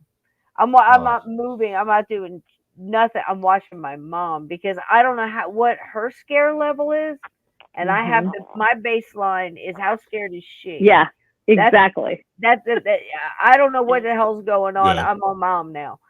So this woman hits it again and stops again and says, it's under the car. Then she does something my mind still cannot to this day fathom what made her do it, what made her think she could do it, why would she do it. She reaches for the car handle and opens the door and sticks her foot out. And I'm thinking in my head, no. Yeah. And then just like she could read my thought, pulled her foot in real quick, took off, and went more. And she's looking in the rearview mirror, trying to find and see if this thing is behind us in the road. Then for reasons only she would know, she hits the gas and we hot foot it. And I stayed down the whole time. Till we get there and I hear the gravel driveway. Oh, what a baby. Look at the baby. Oh, hey, sugar. Oh, shall we do our obligatory mutual presentation of our pets? I'm sorry, Let's do it. It's okay. Cisco, you get your babies. No, I'll get Toby. Eric, I know you got a new dog as well, right? They're all sleeping. Oh, here we do it. We're doing this. We doing this. Yeah. All of mine are in bed. It's bedtime. I'm not waking mine up. Yeah, I'm not either. We get to the driveway. I can hear the gravel, Eric, and I'm like, okay, what's going to happen? What's going to happen? This is what happens. The car stops. My mom says nothing. Here he is, folks. Hey, Toby. And she looks down at me real quick and she says this. She says, "Don't get out of the car." Okay, no problem, Mom. You know, and now I'm sitting up in the seat and she gets out. We're in the driveway, we're home. She gets out, she opens the door, and she's looking like the sides. She's looking at the front. This Mustang, beautiful, the front end on this thing, right? So she gets out and she walks around and she goes around the back and she's trying to look underneath without getting too close. And I'm watching her go around the car. I'm still in there. I ain't moving. She comes all the way around and the whole time she's dragging her fingers along the car to see if there's any dents, you know, checking it out. Yeah. She comes Yeah. around the front and she gets in front and I see her dip down and look at the front of the car. And for some reason, when she came back up, she just put her hands down, held her head down, and she just started crying. And I'm like, oh my God. Wait, your mom started crying? Yes. What? And I said, oh my God. I didn't know that. Because I found out later, I put together later, at least something I'm comfortable with, that basically she couldn't piece it together. She sees this thing hit. She can't see any damage on it. She knows she saw what she saw. You know, it's your reaction to paranormal, like you were asking, Donnie. I mean, how would you react? What would scare you the most? Again, it depends on the circumstance. In this circumstance, we know we saw something as big as a large wild boar with a bear's head that changed. We know we hit it.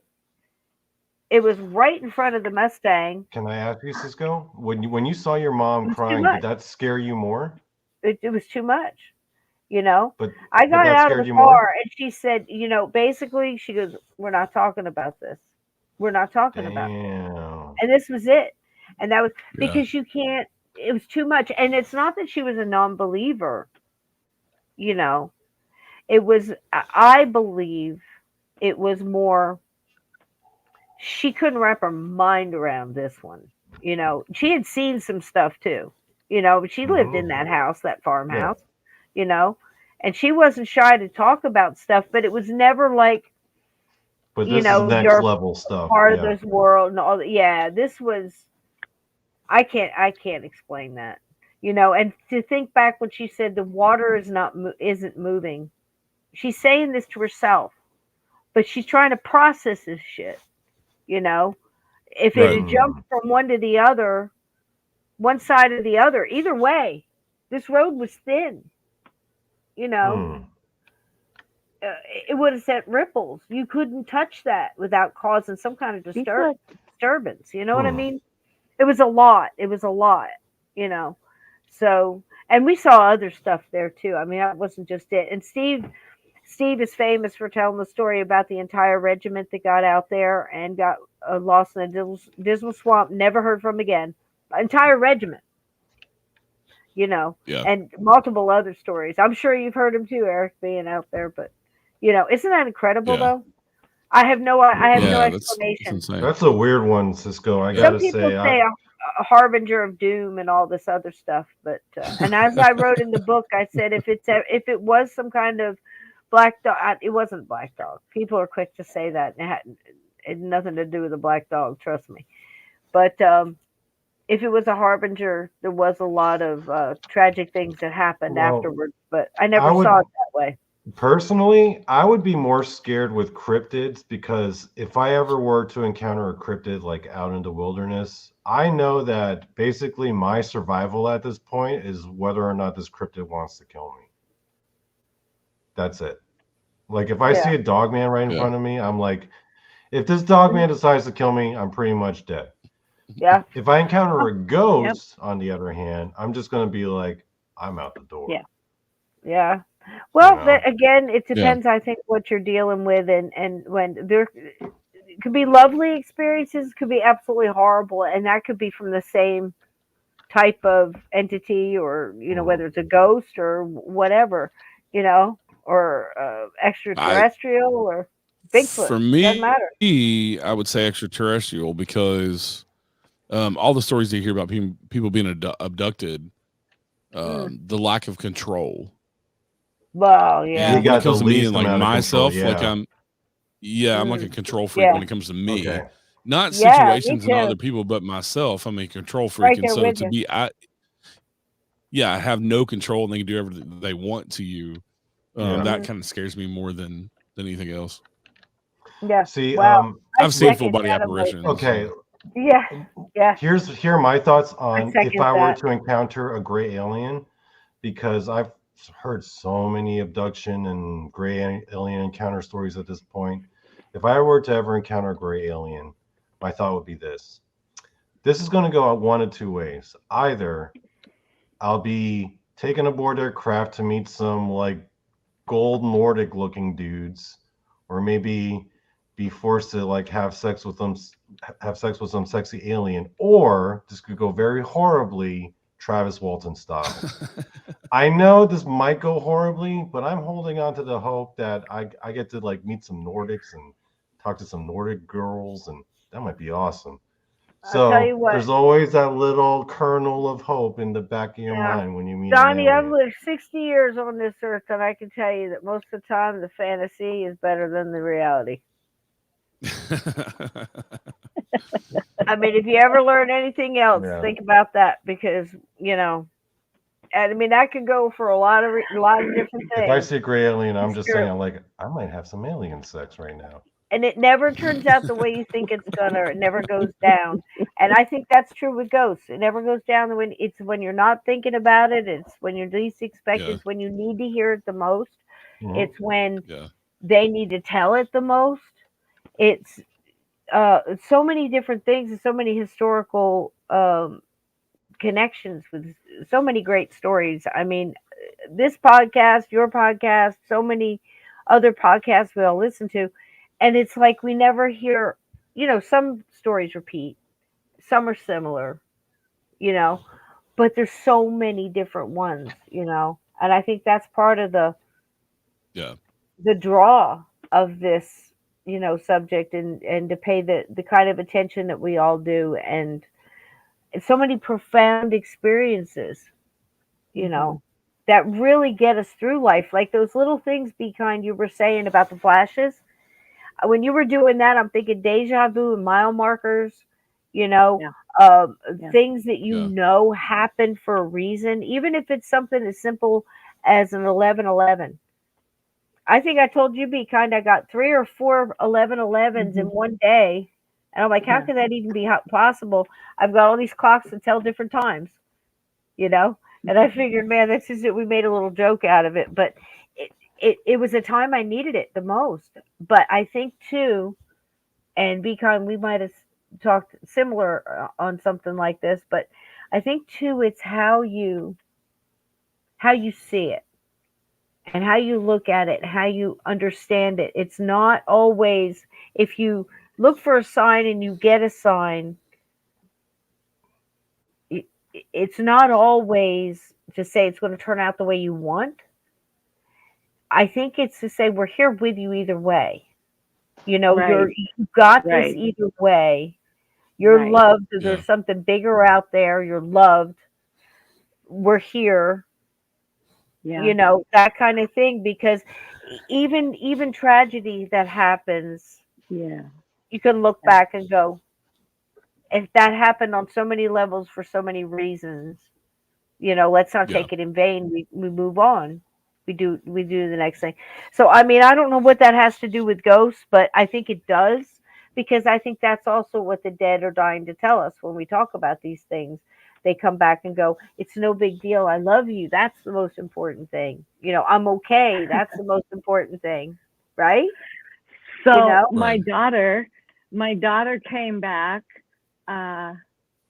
to my son Awesome. shortly after she died in a dream, and you have to understand. I don't know. She's a wise ass. What can I say? She's just like a quick wit, could cuss like a sailor, held her own in a man's industry, and Wonderful. she says to him, "I died. Get over it." Oh my gosh, yeah. But that would be so her, right? That would be so her. See, totally her. and the same too. If it's one thing you want to take away from Halloween, if you guys want to go around real quick and say, because I know we got to get out of here tonight. We've been on here for a long time, and I don't want to hold everybody up so much longer. But it is very cool when they come back and give us that little snippet in their style, in their way. And they do come through dreams. So if we could take that with us, I like to give people that little 3 nights in a row, ask your spirit guides to give you something in a dream, bring back a pet that has passed. They seem to have it the easiest, you know, Yeah, just from they experience. do. And as soon as I forgot, I did it 3 nights in a row, maybe 4. And as soon as I forgot and I didn't do it, I had a dream. And I could smell my dog. I could see. I put my face in his neck. He was a chow. A lot of neck. Yeah. you know. Yeah, I mean, I could. And he did little things in his greeting that I had forgotten he did. You know. yeah, He had this yeah, little chew way of saying Yeah. hi, hi, hi, hi, and then hitting you with his turning around, hitting you with his butt, and that yeah, chow tail would be going. It was so real. It was so big, and it was the best part. Not just that, but seeing in the background shadows of more. mm-hmm. So if you do that 3 times in a row, maybe ask for an animal, maybe ask for a spirit guide or a prophetic dream on a sign. And if you ask them in free will, I believe they will help you get that little atta girl, that a boy, that little mile marker, that little, you know. What do you guys think? Want to give it a try? I talk to mine all the time out loud. Have since my sister died, which was my first event before I was 4. Mm. And I've always talked to anyone I knew who had passed. I just talked to them out loud, and Just like they're right there.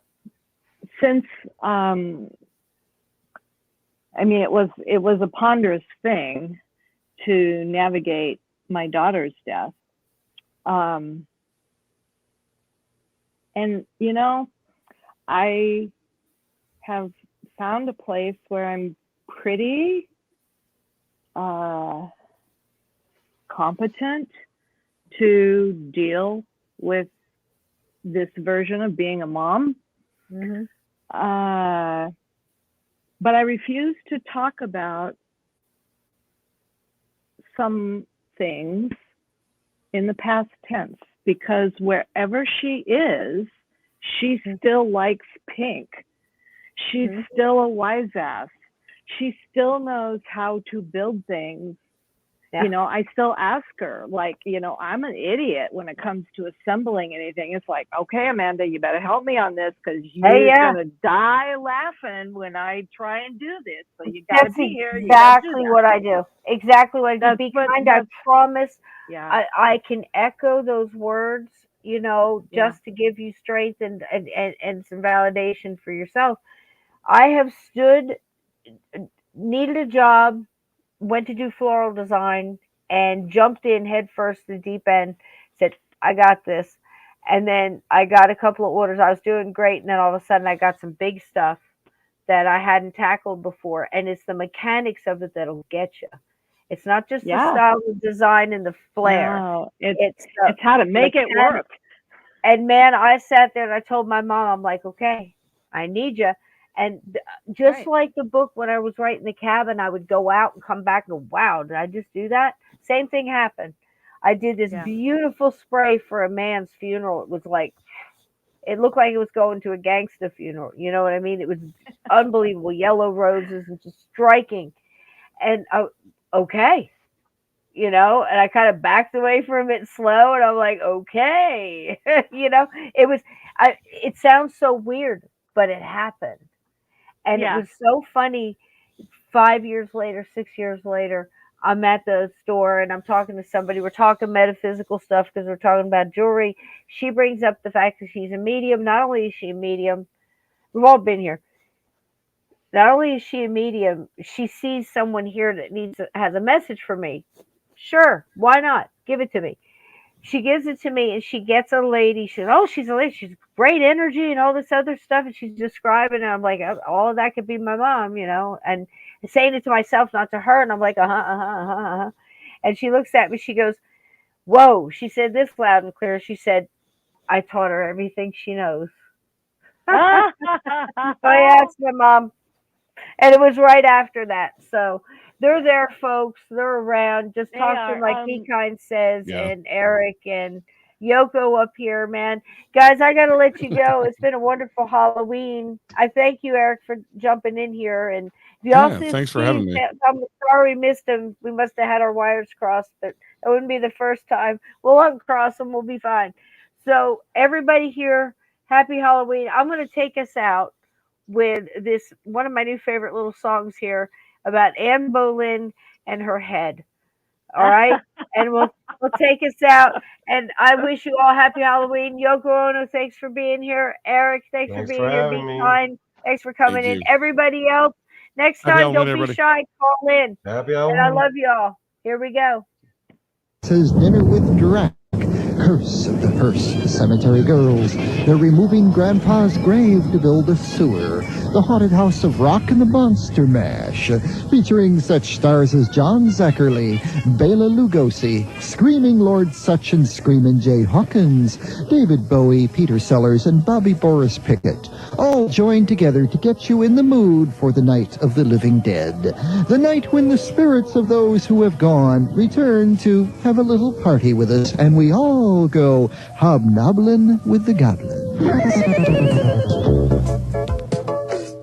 The memory of one of the most famous ghosts in all history, the specter of Anne Boleyn, Queen of England, wife of King Henry VIII, who had her beheaded when she displeased him.